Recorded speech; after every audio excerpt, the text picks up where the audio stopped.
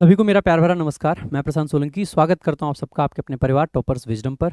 तो आइए स्टार्ट करते हैं द पंडित्स का live mock test, weekly live mock test number 23, maths English reasoning. तीनों ही पार्ट हम लोग कवर करने वाले हैं। बहुत ही शानदार आपकी वीडियो रहने वाली है। पूरा वीडियो देखिएगा। मैथ्स और इंग्लिश दोनों पार्ट मैं कवर करूंगा, रीजनिंग हमारे अजय सर कवर करेंगे। बहुत शानदार पढ़ाते हैं वो भी, तो तीनों ही पार्ट आपको देखने चाहिए। बाकी आइए भाई, without wasting any time start करते हैं। तो सबसे पहले हम मैथ से स्टार्ट करेंगे, एक एक करके सारे क्वेश्चंस देखेंगे। और इस दौरान हमारी जो अप्रोच रहेगी क्वेश्चंस की, वो ये रहेगी कि किस तरीके से हम सारे के सारे क्वेश्चंस को एग्जाम में अटेम्प्ट कर पाएं। बहुत बेसिक से मैं नहीं सिखाऊंगा यहाँ पे, क्योंकि बेसिक से सिखाने के लिए और तरीके रहते हैं और जगह पे सीख सकते हैं आप। फिलहाल हमारी अप्रोच जो रहेगी वो ये रहेगी कि किस तरीके से फटाक से हम क्वेश्चन कर पाएं, जल्दी से क्विक हम आंसर कर पाएं। ठीक है, तो आइए भाई स्टार्ट करते हैं। बाकी मैं आपको बस छोटा सा एक बात बता देता हूँ कि ये मॉक मैंने काफ़ी रिकॉर्ड कर लिया था। उसके बाद में मेरे को पता चला कि हमारे माइक जो है वो बंद था, तो काफ़ी लंबी रिकॉर्डिंग मेरी आज ख़राब हो गई क्योंकि माइक मेरा बंद था। तो अब दोबारा से एक बार रिकॉर्ड कर रहा हूँ मैं इसको, तो थोड़ा सा स्पीड में मैं चल पाऊंगा। ठीक है, आइए। तो the price of a laptop is increase by 25% later due to a festive sale it is reduced by 20%। मतलब 25% से इंक्रीज कर रहे हैं, फिर उसके बाद में 20% से उसको डिक्रीज कर रहे हैं। 25 से इंक्रीज करने का मतलब है 25% होता है 1/4। 1/4 यानी कि कोई भी चार की चीज कितने की कर दी, 5 की कर दी। Later due to a festive sale it is reduced by 20%। 20% यानी कि 5 की चीज कितने की कर दी, 4 की कर दी। यानी कि आप देखोगे 4 से 4 खत्म, 5 से 5 खत्म, आपका जो ओरिजिनल प्राइस था उसी पे वापस आ जाएगा। तो आगे क्या पूछा गया है, if the final price of the laptop is 48,000 then what was original price of the laptop. तो अगर फाइनल प्राइस 48 है तो ओरिजिनल भी क्या रहा होगा, क्योंकि ये सारा जो इंक्रीज किया था रिड्यूस किया था दोनों आपस में कट गया, तो ओरिजिनल भी यही रहा होगा, सेम रहा होगा। यानी कि 48,000 आसानी से आंसर कर पाओगे। पहले ही गो में आपको ये क्वेश्चन करना चाहिए। अगला क्वेश्चन आपके सामने है कि ये आपको एक बेसिकली क्या दे रखा है, तो if the difference between the two roots of the equation ये is 6 then the value of. देखो टू रूट्स आपको निकालने, रूट्स का डिफरेंस हमें दे रखा है। डिफरेंस कितना है आपका, बेसिकली 6 दे रखा है। तो पूछा है हमसे कि k की वैल्यू क्या होगी। अब रूट्स का सम क्या होगा, देखो या तो यहाँ पे ये जो नंबर बनता है वो रूट्स के डिफरेंस पे बनता है, और या फिर बेसिकली किस पे बनता है आपका, रूट्स के सम पे बनता है, जो दो रूट बनते हैं। ठीक है, और ये बेसिकली क्या होता है कि जब दोनों को ही बेसिकली हम मल्टीप्लाई कर देते हैं तो आपका के वाला आ जाएगा, के और जो यहाँ पे वैल्यू रहती है ये। ठीक है, इन दोनों को मिला के अब हम कह सकते हैं कि क्योंकि देखो डिफरेंस छोटा दे रखा है 6, तो ये बेसिकली क्या बना होगा, 14 आपका सम बन रहा होगा। तो दो ऐसी संख्या आपको ढूंढनी है जिनका सम 14 बने और डिफरेंस आपका 6 बने। देखते ही क्लिक करेगा आपको 10 और 4 14, डिफरेंस 6 का है। और बेसिकली तो 10 गुना 4 कितना हो जाएगा, आप कहोगे 40 हो जाएगा। ये आपका करेक्ट आंसर है। That's it. ऐसे क्वेश्चन में कोई टाइम लगाने की आपको नीड नहीं थी, आप इजीली इसको आंसर मार्क कर सकते थे और इसको स्किप करके आगे बढ़ने की नीड नहीं थी। ठीक है, आप सीधे इसको कर सकते थे। अगला आपका बेसिकली क्वेश्चन है, arrange the following fractions in ascending order. Ascending order पूछा है। सो 7/12 है, 5/9 है, 11/20 है और 13/24 है। देखो एक यहाँ पे एक पैटर्न सा बनता दिख रहा है। 7 का डबल 14, उसका -2 कर रखा है। 11 का डबल 22, -2 कर रखा है। 13 का डबल मतलब 26, उसका -2 कर रखा है। एक पैटर्न सा है। या तो इस नंबर को भी उसी पैटर्न में ले आओ और उसके बाद में पैटर्न के हिसाब से सीधे कर दो, या फिर आप क्या कर सकते हैं, इन सब का क्या ले लो, एलसीएम ले लो। नीचे जो डिनोमिनेटर है और एलसीएम लेके ऊपर वाले, मतलब एलसीएम लेने का मतलब है कि इन सबको बराबर कर दो और बराबर करके ऊपर वाली संख्याओं को कंपेयर कर लो। ठीक है, वैसे आप एलसीएम मेथड से जाओगे उससे भी हो जाएगा, लेकिन जैसे ही आप देखोगे ना कि इनमें एक पैटर्न बन रहा है, तो क्या हम इस पैटर्न को इसमें भी लगा सकते हैं। आप कहोगे अगर मैं इसको 10 कर दूं तो बेसिकली 2 से मल्टीप्लाई कर रहा हूँ तो ऊपर 10 बन जाएगा, नीचे कितना हो जाएगा 18। 10 का डबल 20, 2 माइनस करके 18। तो आप कहोगे सारा का सारा पैटर्न बन गया। अब पैटर्न अगर हमारा बन गया है तो सबसे छोटा नंबर क्या दिख रहा है आपको, ये 7 है। जो जिसका ये सबसे छोटा बेस है 7, ये अल्टीमेटली सबसे बड़ा नंबर बनने वाला है, क्योंकि आप देख लोगे सब में लास्ट में क्या दिखाई दे रहा है, यही। मान लो आपको एकदम क्लियर कट ना भी क्लिक कर रहा हो कि कौन सा छोटा होगा कौन सा बड़ा, भाई शुरुआत में कहीं ऐसा है ये 7 वाला दिखाई दे रहा हो आपको, नहीं है। इसका मतलब है लास्ट में ही आएगा, तो आप कहोगे 7 आएगा, 10 आएगा, 11 आएगा, 13 आएगा। यानी कि 7 है, फिर ये 10 है, 11 है और 13 है। ये करेक्ट आंसर है आपका। ठीक है, या तो ऐसे अरेंज कर सकते थे, या आप क्या कर सकते थे, 12 है, 9 है, 20 है और 24 है। इसका एलसीएम आपको लेना था। एलसीएम अगर आप लोगे तो बेसिकली आप कहोगे 12, 20 और 24, इसका तो 120 आ जाता, लेकिन 9 बेसिकली 120 को नहीं करता, तो फिर इसके लिए 3 से और मल्टीप्लाई करते, 360 बनाते। 360 बनाते तो 12 3 36, 7 3 21, 210 बनता। यहाँ से अगर आप देखते 9 चौके 36, 40, 5 चौके 20, 200 बनता। ठीक है, तो ये 210 था और ये आपका 200 बन रहा था। इसको अगर आप देखते बेसिकली दो जीरो से जीरो काट देते 18 बनता, 18 गुणा 11 कितना बनता है 180, 198 यानी कि 198 बनता। 24 से अगर काटते 15 बनता, 15 गुणा 13 कितना बनता बेसिकली 15 गुणा 10 होता है 150, 15 थी 45 यानी 195, 195, 198, 200 और आपका 210। इस तरीके से भी आप कंपेयर कर सकते थे। अल्टीमेटली अगर कैलकुलेशन स्पीड अच्छी है तो आप कोई भी जो तरीका मैंने अभी बाद में बताया एलसीएम लेके वो भी आप वर्बली कैलकुलेट कर सकते थे, और अगर जो मैंने स्टार्टिंग में बताया कि पैटर्न आप खोज सकते थे उससे भी वर्बली कर सकते थे। रफली मतलब मेरे को लगता है 40 सेकंड का भी क्वेश्चन नहीं था, 31 सेकंड का क्वेश्चन था बस। कहा जा रहा है कि 5 years ago the ratio of the ages of A and B was 4:5. 10 years from now their ages will be in the ratio 7:8. What is A's present age, A की प्रेजेंट एज पूछी गई है। अगर 5 साल पहले ये था और बेसिकली आपका 10 साल बाद में ये होगा। देखो 5 साल पहले के रेशियो से फायदा नहीं होगा क्योंकि 4 के टेबल के बहुत सारी चीजें मिल सकती हैं, है ना। लेकिन 10 साल बाद कह रहा है कि ए का रेशियो, ए का जो एज है बी से बेसिकली कितना बन जाएगा, तो आप कहोगे सर 7-8, यानी कि 10 साल बाद जो भी ए की एज होगी वो 7 के टेबल की होगी। 40 और 10 50 7 के टेबल का नहीं है। 30 और 40 मतलब 30 और 10 40, 50 उसका 7 के टेबल का नहीं है। 35 और 10 45 7 के टेबल का नहीं है। 25 और 10 35 आपके 7 के टेबल का आएगा, यानी कि करंट में उसकी 25 एज है, ठीक है। अब यहां से आपका कोई भी आप आंसर निकाल सकते हो, करंट का निकाल सकते हो या 5 साल पहले का निकाल सकते हो, जो चाहे वो आप निकाल सकते थे, कोई दिक्कत की बात नहीं है, ठीक है। अगला क्वेश्चन आप देखेंगे।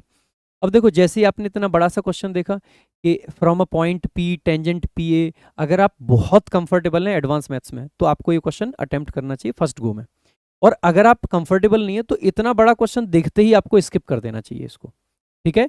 तो अगर मैं आपकी जगह होता मैं डेफिनेटली इस क्वेश्चन को स्किप करता, लेकिन अभी एक बार इसका सोल्यूशन तो देख ही लेते हैं मेरे भाई, ठीक है। तो सोल्यूशन देख लेते हैं, पहले एक बार क्वेश्चन को रीड कर लेते हैं। From a point P a tangent P A is drawn to a circle.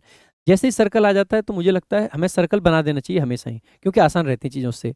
With centre O, centre O है touching the circle at A, यानी कि एक टेंजेंट डाली गई है, फिर एक सीकेंट है पीबीसी जहाँ पे बी जो है नियर है पी के, ठीक है। Is drawn from point P. Triangle ABC is formed by joining points A B C, ABC को ज्वाइन करके बेसिकली ये on the circle. Lines OB and OC are drawn, OB और OC भी बनाई गई हैं। इफ एपी भी दे रखा है 36 डिग्री एंड पीए भी दे रखा है 45 degree, find the measure in degrees of BOC. भाई हमें डेफिनेटली आपको क्या बनाना पड़ेगा, हमेशा और हमेशा यहाँ पे ट्राइंगल बनाना ही पड़ेगा, कोई और ऑप्शन आपके पास में नहीं होगा। तो फटाफट से एक बार ड्रॉ कर लेते हैं, सॉरी ट्राइंगल नहीं सर्कल, सर्कल है, सर्कल के अंदर ट्राइंगल बनेंगे मल्टीपल, ठीक है।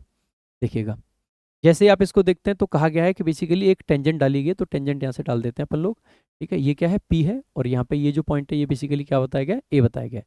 दूसरा कहा गया है कि एक सीकेंट डाली गई है पीबीसी, ठीक है। तो लेट्स से कि ये हमारी सीकेंट है पीबीसी, तो पी को बेसिकली यहाँ पे है, और बी कहा गया है कि B is nearer to P, तो बी आपका यहाँ पे रहा होगा, तो ये बेसिकली क्या रहा होगा, सी रहा होगा। ये हमारा सेंटर है ओ, ठीक है। यहाँ तो कोई दिक्कत, आगे देखो। Triangle ABC is formed, ABC triangle बनाया गया है, ध्यान देंगे ये सेंटर से होके ना निकलेगा, ठीक है। सेंटर से होके हमें नहीं निकालना है, क्योंकि हमें अपने आप से कोई भी काम नहीं करना है, ठीक है। अगर ये कहता है स्पेसिफिकली कि वो सेंटर से होके निकल रहा है तो निकाल सकते थे, आगे देखेंगे। इसके बाद कहता है कि lines OB and OC are drawn, OB और ओसी। अब देखो लाइन ओसी अगर अलग से डाल रहा है इसका मतलब है कहीं ना कहीं ये अलग से ही निकल के गया होगा सेंट्रल से, सेंटर से नहीं निकलेगा, ठीक है। ओबी और ओसी बना दी है। इसके बाद में हमसे क्या कहा गया है कि इफ ए पी बी ये बेसिकली कितना है 36 डिग्री है, और इसके अलावा और कौन सा एंगल दिया गया है पी ए बी, ये बेसिकली आपका कितना दिया गया है 45 डिग्री दिया गया है। हमें पूछा गया है basically find the measure in degrees of B O C, ये ओ है तो बेसिकली ये वाला एंगल हमें पूछा गया है कि ये बताओ कितना होगा। देखो इस वाले एंगल को निकालने के लिए हम दो जगह से इस वाले क्वेश्चन में जा सकते हैं, या तो मुझे ये वाला एंगल मिल जाए, जैसे ये वाला एंगल मिल जाएगा तो मैं इसका डबल कर दूंगा, ये आपका आंसर आ जाएगा, ठीक है। एक तो ये तरीका हो सकता है हमारा। अब इस वाले एंगल के लिए हम ये कह सकते हैं कि यहाँ से हम यहाँ पे आ सकते हैं, इस वाले एंगल को ढूंढें, इसके बाद में इस वाले एंगल को ढूंढें, फिर ऊपर वाले पे पहुंचे, ठीक है। या दूसरा हम क्या काम कर सकते हैं, भाई हमें एक चीज़ और पता है, और वो चीज़ ये है कि जब भी हम सेंटर से और जो भी हमारी टेंजेंट होती है उस पर अगर डालते हैं तो ये कितना डिग्री बनता है 90 डिग्री बनता है, सही बात है।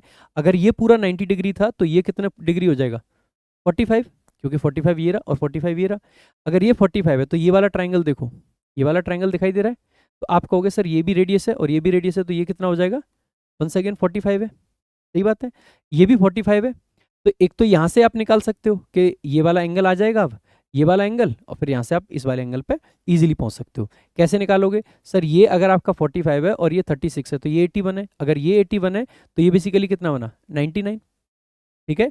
ये 99 है तो ये आपका बेसिकली कितना बन जाएगा 36, तो ये भी 36 भाई 99 45 36, तो आप कहोगे 180 पूरा का पूरा लाइन, ठीक है। तो ये अगर 36 है, ये 36 है, तो ये आपका कितना हो जाएगा 36 दूनी 72, यानी कि 108 आपका करेक्ट आंसर आ जाएगा इसका। तो 108 डिग्री यहाँ से निकाल सकते हैं। इसके अलावा ऊपर वाले पे भी जा सकते थे, बट अपन अभी थोड़ा स्पीड में चल रहे तो बहुत ज़्यादा उस पर नहीं जाएंगे। अगला आपका जो है, बट ये क्वेश्चन आपको छोड़ना चाहिए था, मैंने तो इसलिए कराया क्योंकि सोल्यूशन कराना जरूरी था, ठीक है। तो अ सम of Rs 48,000 is invested at 12.5 per annum compounded annually, find the compound interest at the end of 2 year। अब देखो कह रहा है कि इतने रुपए को बेसिकली चक्रवृद्धि ब्याज पर दिया गया है, वार्षिक बेसिकली ये संयोजित होता है, और 2 वर्ष बाद में क्या कंपाउंड इंटरेस्ट रहेगा। ध्यान रखना है हमें, जो प्रिंसिपल है ना वो बेसिकली दे रखा है, लास्ट में ये नहीं पूछा है कि अमाउंट कितना आएगा, हमें पूछा है ब्याज कितना होगा।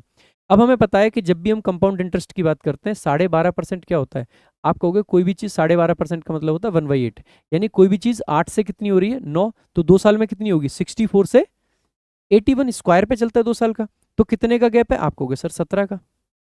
यानी कि आप ये कह सकते हो कि सर 64 की वैल्यू अगर 17 है, अगर मेरा प्रिंसिपल 64 था तो ब्याज कितना था 17, लेकिन मेरा प्रिंसिपल कितना है 48,000, ये मल्टीप्लाई करना है। अब देखो मल्टीप्लाई करने के भी मल्टीपल तरीके हो सकते हैं आप लोगों के, मैं तो कहूँगा हम काटेंगे किससे, 16 चौके 64 और 16 तिया 48, 4 पे कट जाएगा।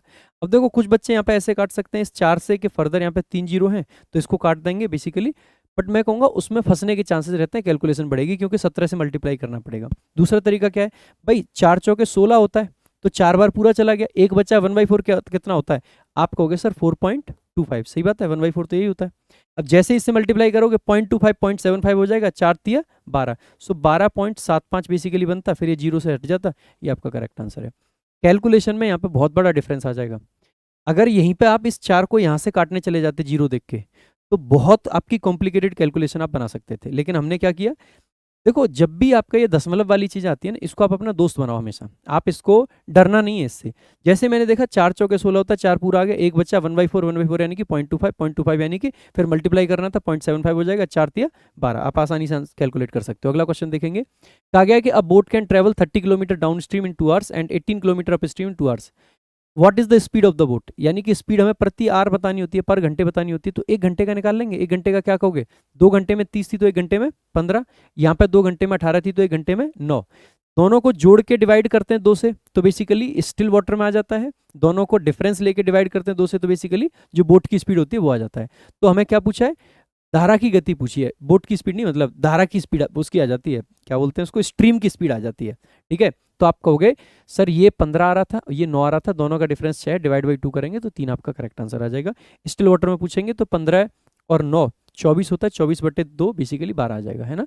अगला देखेंगे, a solid metallic sphere of radius 6 centimetre is melted and recast into small spheres of radius 2 centimetre each, how many small spheres are formed, कहा गया कि छोटे छोटे स्फीयर्स कितने बनेंगे। देखो ऐसा क्वेश्चन जब भी आता है ये एक बेसिक प्रिंसिपल पे बेस्ड होते हैं कि देखो जब भी हम किसी चीज को रिकास्ट करते हैं तो ऑब्वियस सी बात है रिकास्ट करने में कभी भी वॉल्यूम चेंज नहीं होता, वॉल्यूम आपका क्या रहेगा कंसिस्टेंट रहेगा, तो हमेशा ये वॉल्यूम के रेशियो पे चलते हैं। यहाँ पे पहले आपकी रेडियस कितनी थी 6 और बाद में कितनी है 2, इसका रेशियो निकाल के कह दोगे सर पहले अगर 3 थी तो बाद में कितनी है 1 है।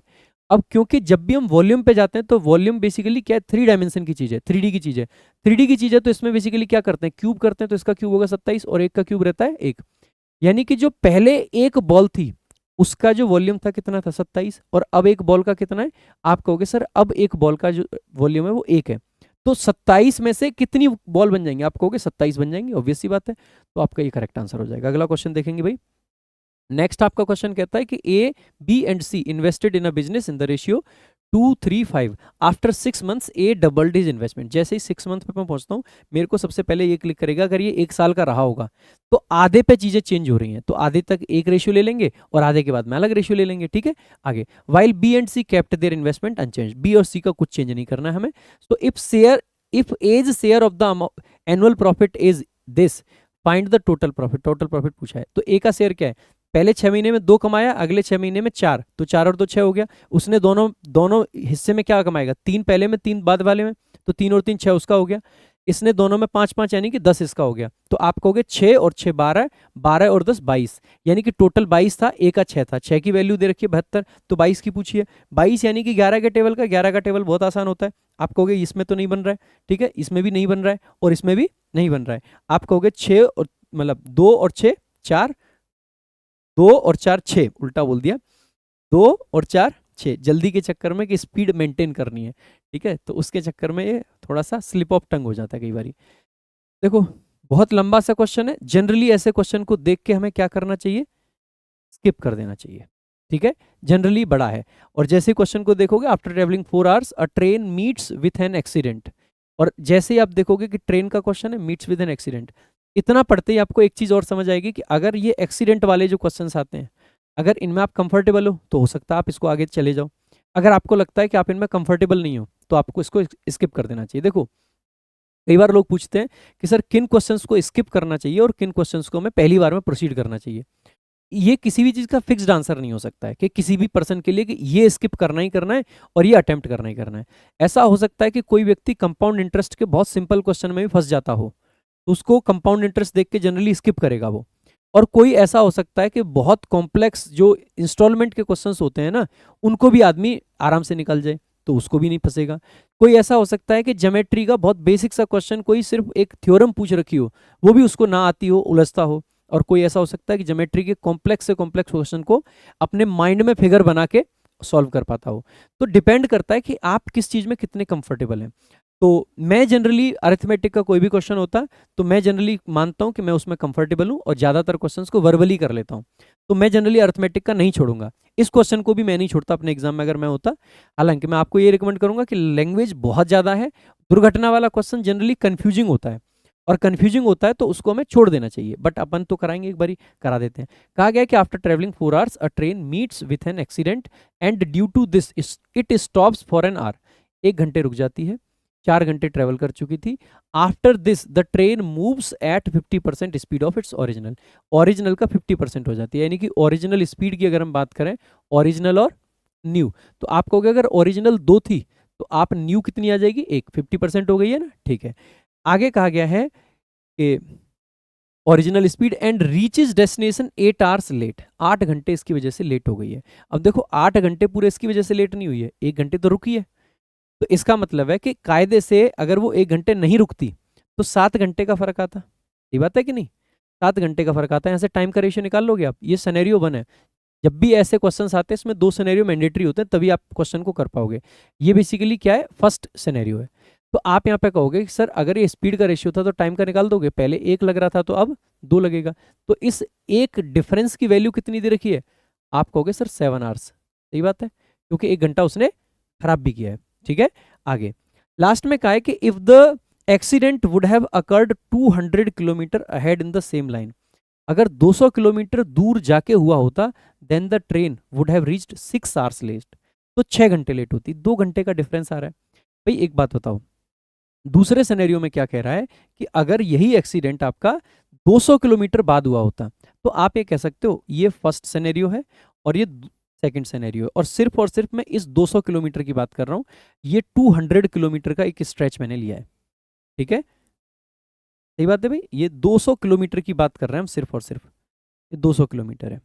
जो फर्स्ट सिचुएशन थी, जो फर्स्ट सिनेरियो था, और ये आपका क्या है जो सेकंड गिवन है यहाँ पे। सही बात है, फर्स्ट में ये 200 किससे चला है, आधी स्पीड से, यानी कि स्पीड यहाँ पे कितनी रही होगी 1, तो टाइम कितना लगेगा 2। सेकंड सिनेरियो में स्पीड कितनी रही है आपकी 2, क्योंकि कह रहा है कि अगर 200 किलोमीटर आगे जाके खराब होती तो टाइम कितना लगा होगा, आप कहोगे सर 1।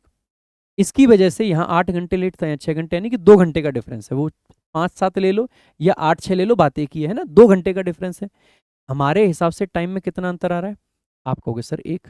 हमारे 1 की एक्चुअल में कितनी वैल्यू है 2, तो हमारे इस 1 की भी वैल्यू कितनी हो जाएगी 2।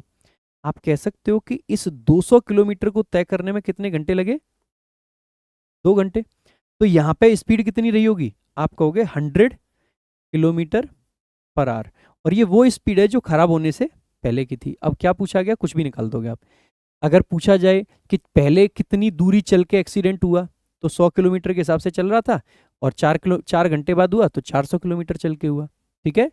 पूछा जाए कि दूरी कितनी बची हुई थी तो आधी स्पीड से चला, तो आधी स्पीड से चला यानी कि 50 की स्पीड से, और कितने घंटे बेसिकली उसने लगाए, 7 घंटे। ठीक है, तो वहां से भी निकाल लेते। लेकिन यहाँ पे क्या पूछा है, then find the half of the original speed. Half of original कह लो या नई वाली स्पीड कह लो, बात तो एक ही है। आप कहोगे सर कितना आ जाएगा, 50 आपका सीधे सीधे आंसर है। तो देखो इसमें कोई कैलकुलेशन नहीं है, जस्ट लॉजिक है। अगर लॉजिक क्लिक कर गया तो आंसर हो जाएगा। अच्छा, इसमें एक और गड़बड़ हो सकती है, जैसे ही आप अगर जल्दबाजी करी और ओरिजिनल स्पीड देखी, तो आप में से बहुत सारे बच्चे इसको मार्क कर देंगे।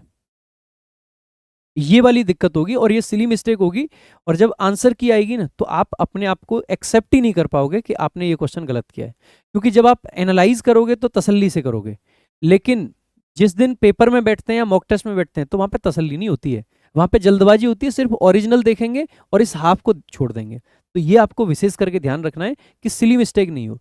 जो लास्ट लाइन होती है ना कि पूछा क्या गया है, वो थोड़ा सा हमें डबल बार एक बार चेक कर लेना चाहिए, है ना। देखो आगे कहा गया है कि the sum of interior angles of a regular polygon is 1800, find the measure of each interior angle.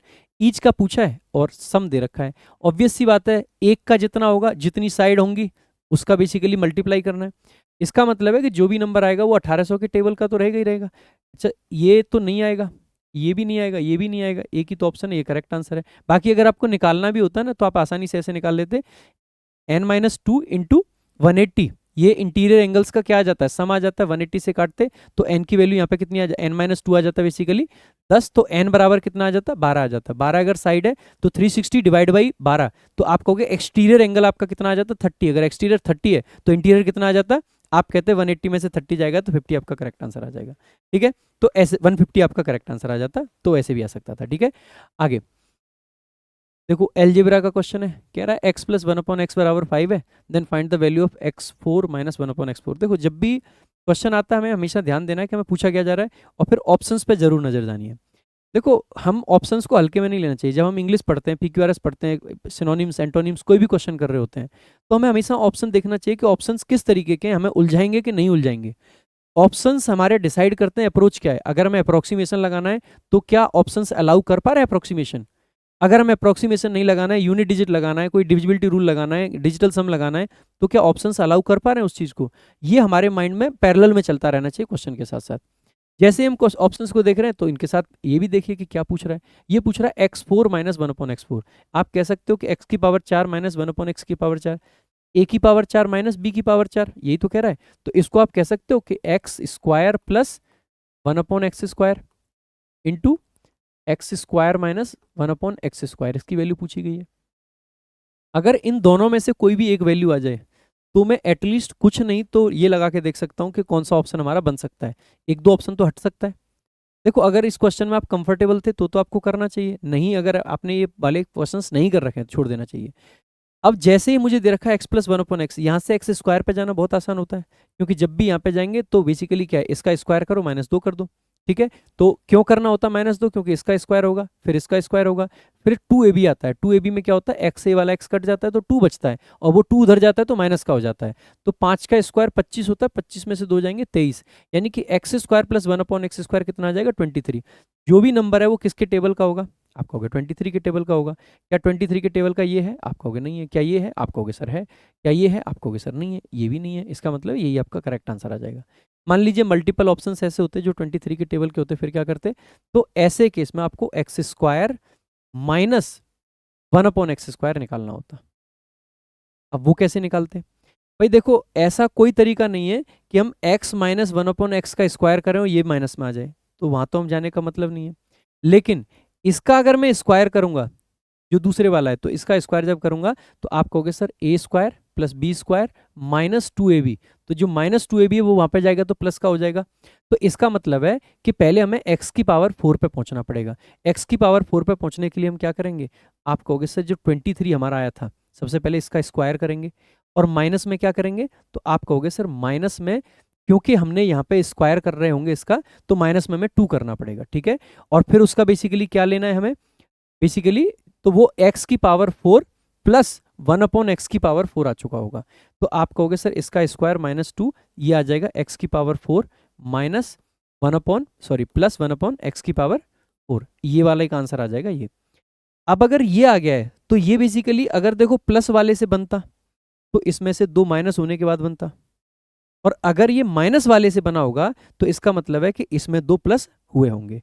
तो जब भी हम इसको देखेंगे तो आप कहोगे सर इसमें से 2 और घटेंगे और उस सब का क्या हो जाएगा, अंडर रूट हो जाएगा। तो उससे हम किसकी वैल्यू निकाल देंगे, एक्स स्क्वायर माइनस 1/x²,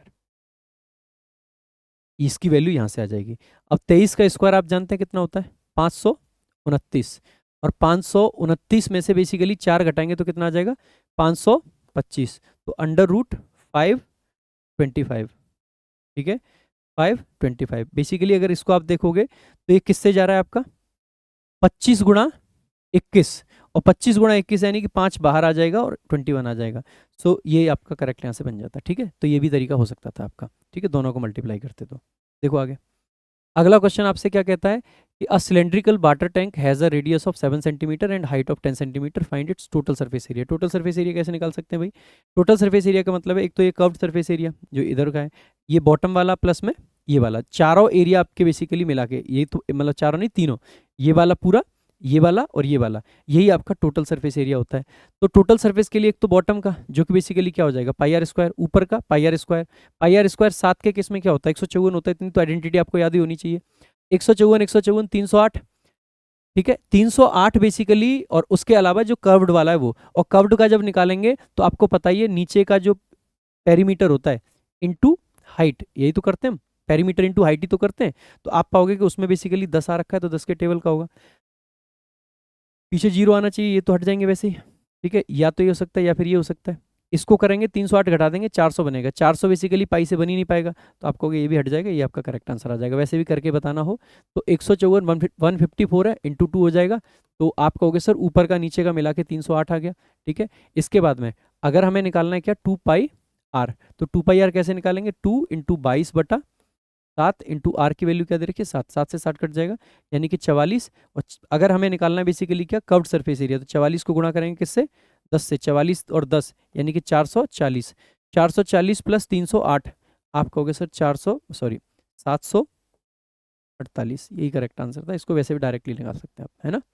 देखो नेक्स्ट क्वेश्चन आपका क्या कहता है कि the average of 12 numbers is 36 if the average of the first 7 numbers is 32 and the average of the last 4 numbers is 45, find the 8th number। कहा गया है देखो 12 नंबर है, 7 का एवरेज यहाँ दे दिया, 4 का यहाँ दे दिया, जो बच्चा है उसका पूछा है। या तो आप सारी संख्याओं का गुणा करके निकाल सकते हैं या फिर वेटेड एवरेज आपका एक बहुत सिंपल कॉन्सेप्ट होता है। भाई पहले 7 में देखा जाए तो फर्स्ट 7 दे रखे हैं, तो फर्स्ट 7 में क्या हो रहा है, कितना कम है, आप कहोगे सर कितना कम है, तो हर एक पे 4 कम है, तो 7 पे मिला के कितना कम हो जाएगा, तो हर एक पे 4 कम है, तो 7 पे मिला के आप कहोगे सर माइनस का 28 हो जाएगा, सही बात है, यानी कि इतना कम रह गया।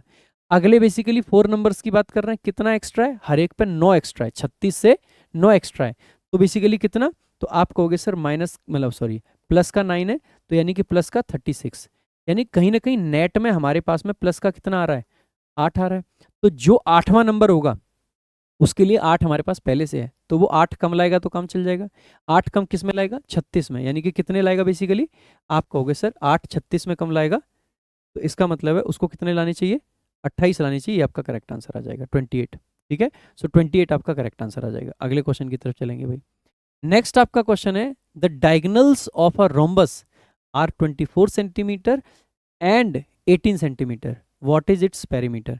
अगर एक्सपीरियंस आपको है क्वेश्चंस करने का तो इस क्वेश्चन को ना बस ऐसे यूं देखोगे और आंसर मार्क कर दोगे। अगर एक्सपीरियंस नहीं है तो फिर एक बार ऐसे करके रोम्बस बनाओगे, ठीक है, ऐसे करके करोगे फिर भी वही, फिर ये डायगोनल बनाओगे, 2 डायगोनल है, इनमें से जो बड़ी दिखेगी उसको 24 मान लेना, जो छोटी दिखे उसको बेसिकली 18 मान लेना। डायगोनल क्योंकि बेसिकली क्या करती हैं, बराबर पे काटती हैं, बराबर पे काटती हैं, मान लो ये वाली 24 थी तो ये 12 हो गया, और ये बेसिकली आपका 9 हो गया, 9 है 12 है तो क्या होगा 15 होगा, अगर ये 15 है तो सारे 15 होंगे, 15 होंगे तो बेसिकली 60 आ जाएगा। अगर आपने एक्चुअली में प्रैक्टिस करी होगी ना, डेडिकेटेडली आपने पढ़ाई करी है, मैथ्स अगर पढ़ा भी है थोड़ा बहुत, तो ये चीज़ तो आपको बेसिक पता होना चाहिए कि इसका 12 बनेगा, 9 बनेगा, 12 9 से बेसिकली 15 बनेगा, 15 चौके 60 आएगा। ये क्वेश्चन आपका 5 से 7 सेकंड में आपको कर देना चाहिए अगर आप एग्जाम में टाइम बचाना चाहते हैं। ये सब बनाने की नीड नहीं होती है, ये बेसिक आइडेंटिटीज हैं, बेसिक आइडेंटिटीज हैं जस्ट। और ये तो आपको वैसे ही पता होना चाहिए सब। देखो कहा गया है कि a TV is available for 27,000 cash और इंस्टॉलमेंट। जैसे इंस्टॉलमेंट देखूंगा मैं, आपको अगर इंस्टॉलमेंट आता है तो आपको इस क्वेश्चन पे आगे बढ़ना चाहिए, नहीं तो छोड़ के भाग जाना चाहिए, ठीक है, इंस्टॉलमेंट से। अगर आपने इंस्टॉलमेंट नहीं कर रखा है तो मैं जेन्युइनली कहूंगा कि छोड़ दीजिएगा। अगर कर रखा है तो एक बार ही देख लेते हैं। आ गया भाई, instalment by paying 9,000 immediately and 2 equal annual instalments of 10,800 each, find the rate of simple interest charged per annum. भाई देखो क्वेश्चन बहुत सिंपल है, कह रहा है कि 27,000 नगद में उपलब्ध है, या फिर क्या कर सकते हो 9,000 अभी दो और फिर 2 इंस्टॉलमेंट बनवा लो। अच्छा एक बात बताइएगा, अगर ये दूसरा वाला सिनेरियो, हमें तो इसके बारे में बात करनी है, सारा नगद को छोड़ दो, 9,000 अभी दो, तो कायदे से मान लीजिए मैं एक दुकान पे जाता हूँ, बहुत सिंपल तरीका है ना। मैं एक दुकान पे जाता हूँ और दुकान वाले से कहता हूँ कि 9,000 आज ले लो, 18,000 जो है वो मैं 2 बार में दे दूंगा। मैं उससे कहूंगा कि अगले साल 9,000, उसके 1 साल बाद फिर से 9,000, वो कहेगा मेरे से मारूंगा खींच के। ब्याज कौन देगा? भाई तुमने 9,000 दिए होते तो दुकानदार को नुकसान हो जाएगा क्योंकि ब्याज नहीं गई उसके पास में। अब दुकानदार क्या करेगा, कहता है इसको अभी बताता हूँ मूर्ख, वो 9,000 और 9,000 यानी कि 18,000 आपका ड्यू है, वो कहेगा देखो 18,000 2 साल में दे रहे तू, तो 2 साल की 18,000 की ब्याज बनेगी कि नहीं बनेगी? आप भी कहोगे बनेगी, कोई भी कहेगा बनेगी। तो फिर वो 2 साल की 18,000 की ब्याज, लेट से मान लो 10% होता, तो 18,000 का 10% बेसिकली वो 3,600 रुपये 2 साल का निकाल देता आपका, और फिर कहता है कि इतने रुपए आपको देने हैं। लेकिन लेकिन एक बात समझना, फिर आप कहते हैं कि देखो जी अगर आप मैथ्स पढ़े हुए दुकान वाले, तो हम भी पढ़े हुए हैं, 3,600 आपके सीधे नहीं बनेंगे। क्यों नहीं बनेंगे? इसलिए नहीं बनेंगे क्योंकि मैंने पहले साल के लिए तो आपसे 18,000 उधार लिए थे, लेकिन पहले साल के अंत में जो पैसा मैंने दिया है, अब उधारी जो है वो 18,000 की नहीं रही, अब उधारी आपकी कम हो गई है। और अगर कम हो गई है तो इसका मतलब है कि दूसरे साल जो है ना वो ब्याज कम बनेगा सर। तो आप दोनों में सेम ब्याज मत लगाओ। अब कैसे करोगे इस क्वेश्चन को, और आपको रेट पूछा गया है। मैं आपको एक ऐसा तरीका बता देता हूँ बहुत सिंपल, 9,000 दे दिए, 18,000 का ब्याज है, तो अगले 1 साल तक उस 18,000 पे ही ब्याज चल रहा होगा।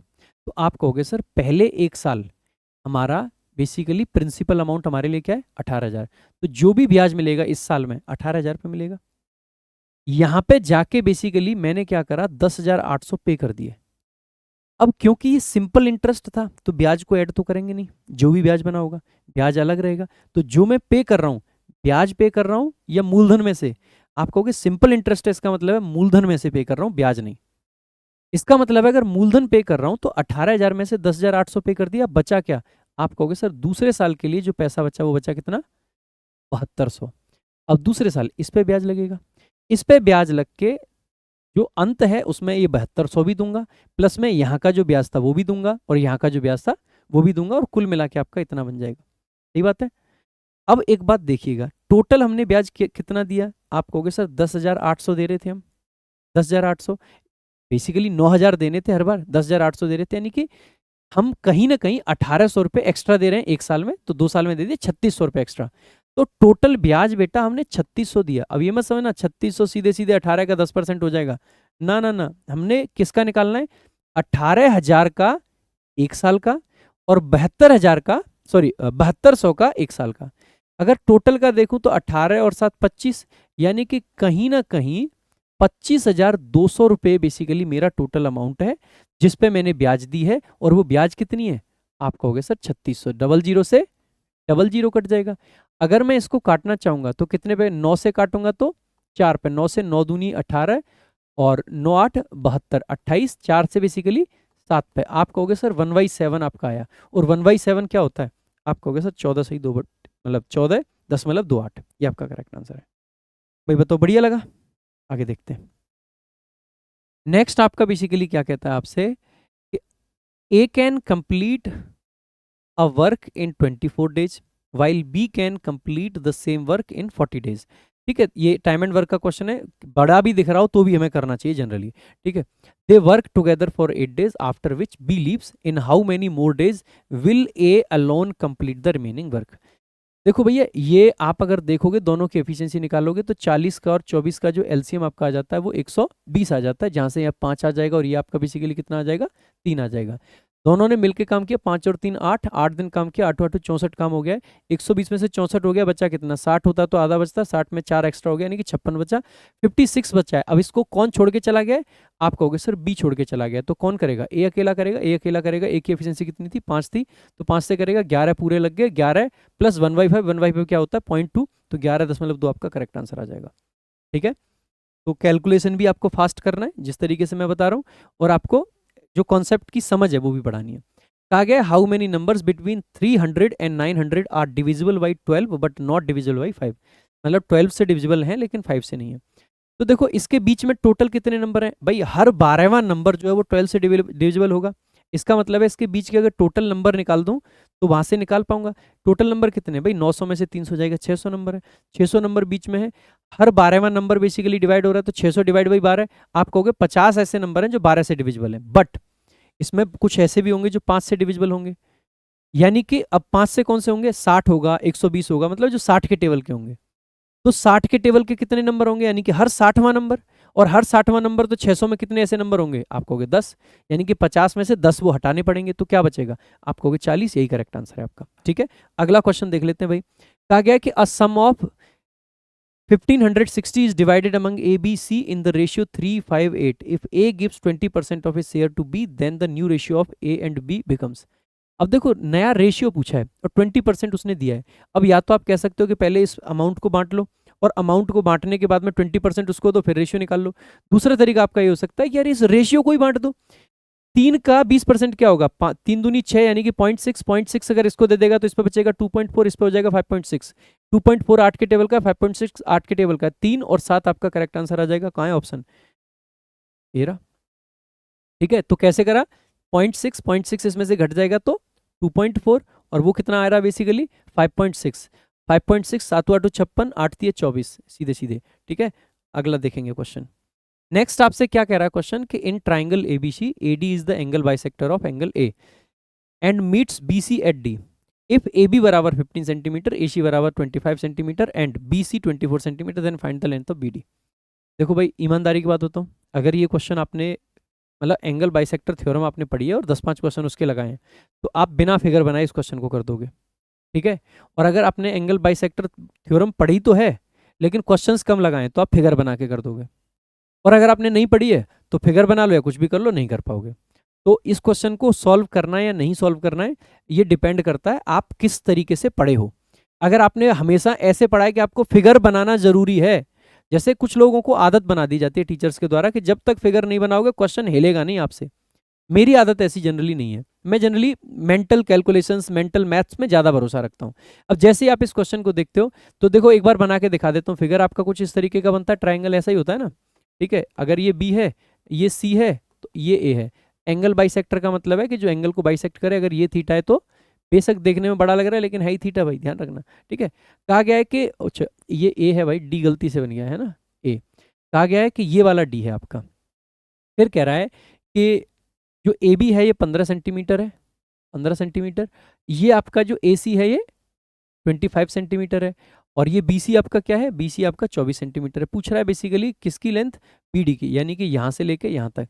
अब आपको पता होना चाहिए जो ये डिवाइड बाई ये बराबर ये डिवाइड बाई ये, सिंपल होता है, यानी कि रेशियो में चेक करना है। अगर ये 3 है और ये 5 है तो इसका मतलब है ये भी 5 होगा और ये भी 3 होगा। तो 5 और 3 8 है, 8 की वैल्यू 24 है, तो 3 की कितनी हो जाएगी, 3 गुना 3 3 9, आपका करेक्ट आंसर आ जाएगा। ठीक है, सीधे सीधे। अगर आपने एंगल बाइसेक्टर थ्योरम के ठीक ठाक क्वेश्चन कर रखे होते तो ये क्वेश्चन आपके लिए कुछ नहीं था, जस्ट आपको देखना था और आंसर मार्क करना था।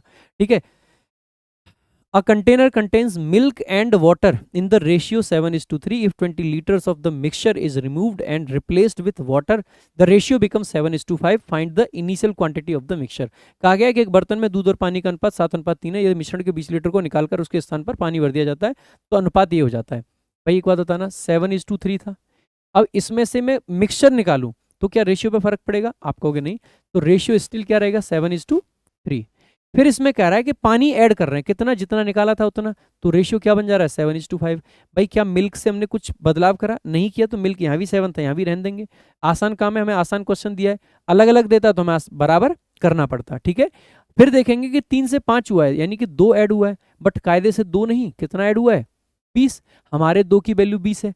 पूछ रहा है कि हमारा बेसिकली मिश्रण की प्रारंभिक मात्रा, प्रारंभिक मात्रा वही है जो अंतिम मात्रा है, क्योंकि जितना निकाला था उसने डाल दिया है। तो आप कहोगे 7 और 5 12, 2 की वैल्यू 20 है, तो 12 की कितनी हो जाएगी? आप कहोगे सर 120 हो जाएगी। कौन सा ऑप्शन है? ये करेक्ट आंसर है आपका।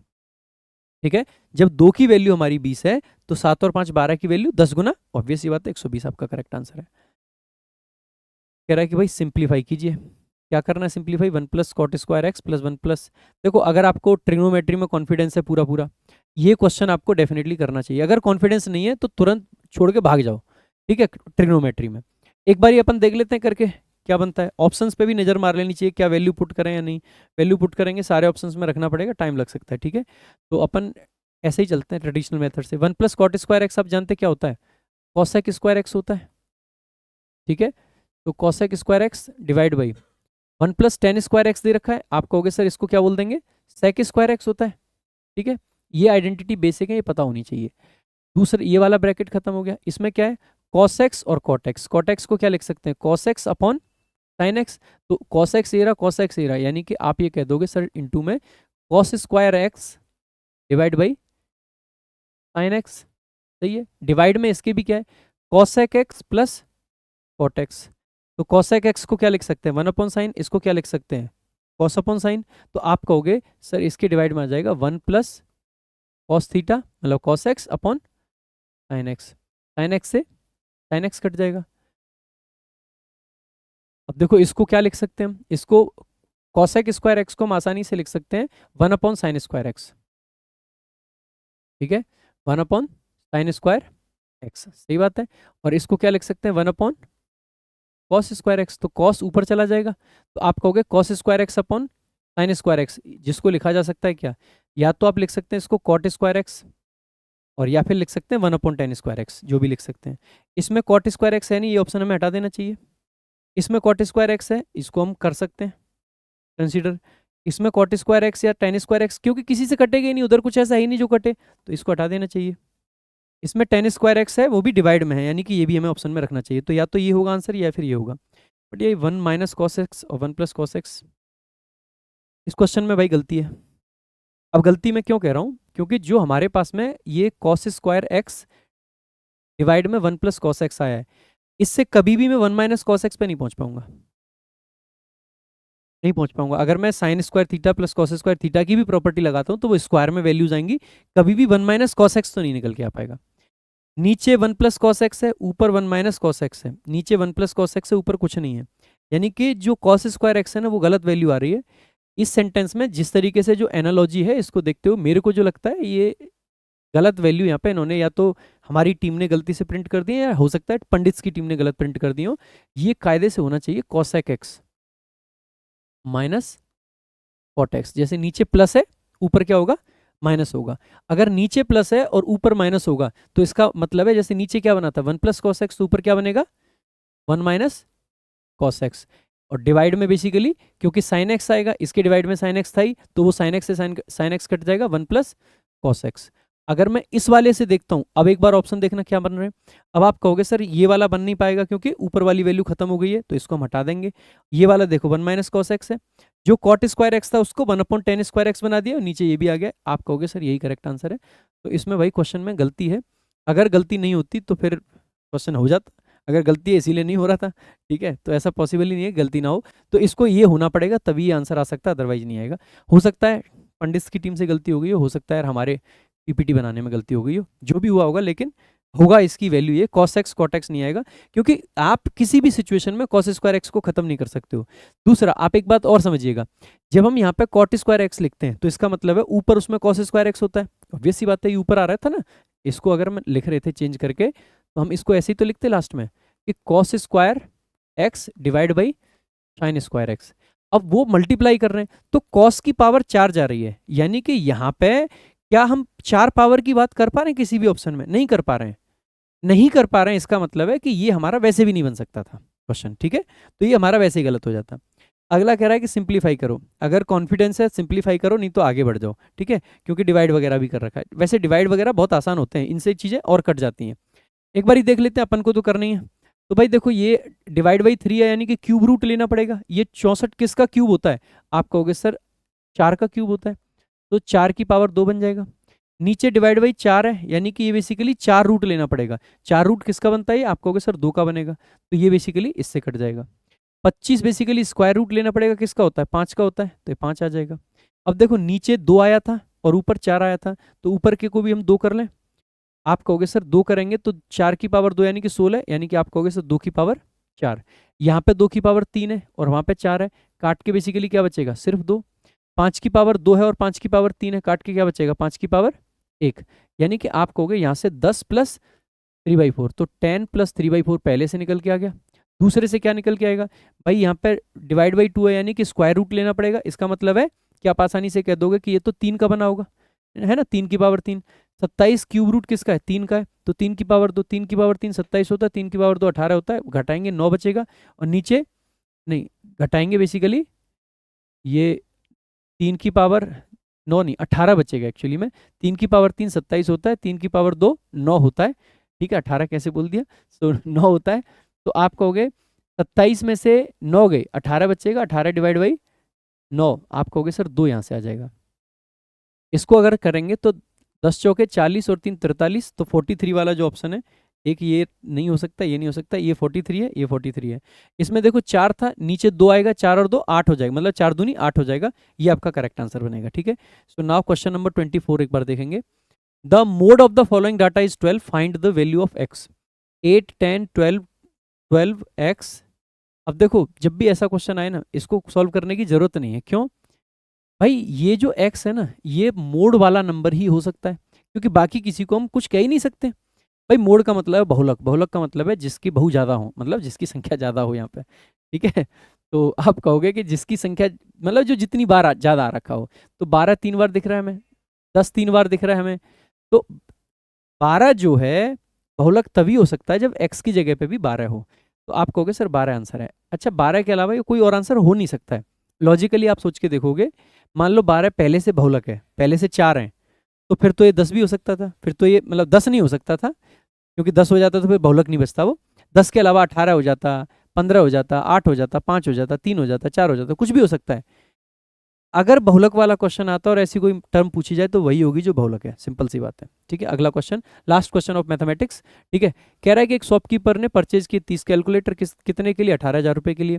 ही sells 20 calculators at a profit of 20% and the remaining 10 calculators at a loss of 10%, what is overall percentage और लॉस? देखो भाई 20 और 10 है, ठीक है, क्योंकि टोटल बेसिकली उसने 30 लिए थे, तो 20 में फायदा लिया, 10 में नुकसान झेला। 20 में कितना फायदा? 20% का, 20 गुणा 20 400 फायदे, 400 का फायदा, नुकसान कितने का? 10 गुणा 10 100 का, यानी कि नेट में फायदा कितने का? 300 का। कितने पे? 30 पे, तो हर एक पे कितने का है? 10% का। 10% का प्रॉफिट है, करेक्ट आंसर आ जाएगा, कुछ करना ही नहीं है इसमें। भाई अगर आप भी इसी तरीके से स्पीड मैथ्स करना चाहते हो तो हमारे एप्लीकेशन टॉपर्स विजडम पे ना हमारा रफ्तार बैच चलता है, बहुत नॉमिनल सी फीस है, लेकिन ऐसी चीज़ें आपको सीखने को मिलेंगी मैथ्स में कि आपको मज़ा आ जाएगा। अगर आपको लगता है कि आप मेरे से पढ़ सकते हो तो आप इस बैच से प्रैक्टिस कर सकते हो, ज़बरदस्त है। बाकी इंग्लिश तो ज़बरदस्त है ही है, अभी इंग्लिश का भी जलवा दिखाएंगे आपको किस तरीके से है। और अगर आप चाहते हो कि इंग्लिश मैथ्स रीजनिंग तीनों की प्रैक्टिस आपको करने मिले तो इंग्लिश और मैथ्स की मैं कराता हूँ और रीजनिंग की अजय सर कराते हैं, बढ़िया टीचर है। 599 में आपको तीनों सब्जेक्ट का कॉम्बो मिल जाएगा। आ जाइए भाई फटाफट से हम बढ़ जाते हैं यहाँ से इंग्लिश की तरफ, ठीक है। सो इंग्लिश पे पहुंच जाते हैं, इंग्लिश कॉम्प्रीहेंशन हमारा अगला पार्ट है, ठीक है। पहला क्वेश्चन बेसिकली एरर डिटेक्शन, ठीक है।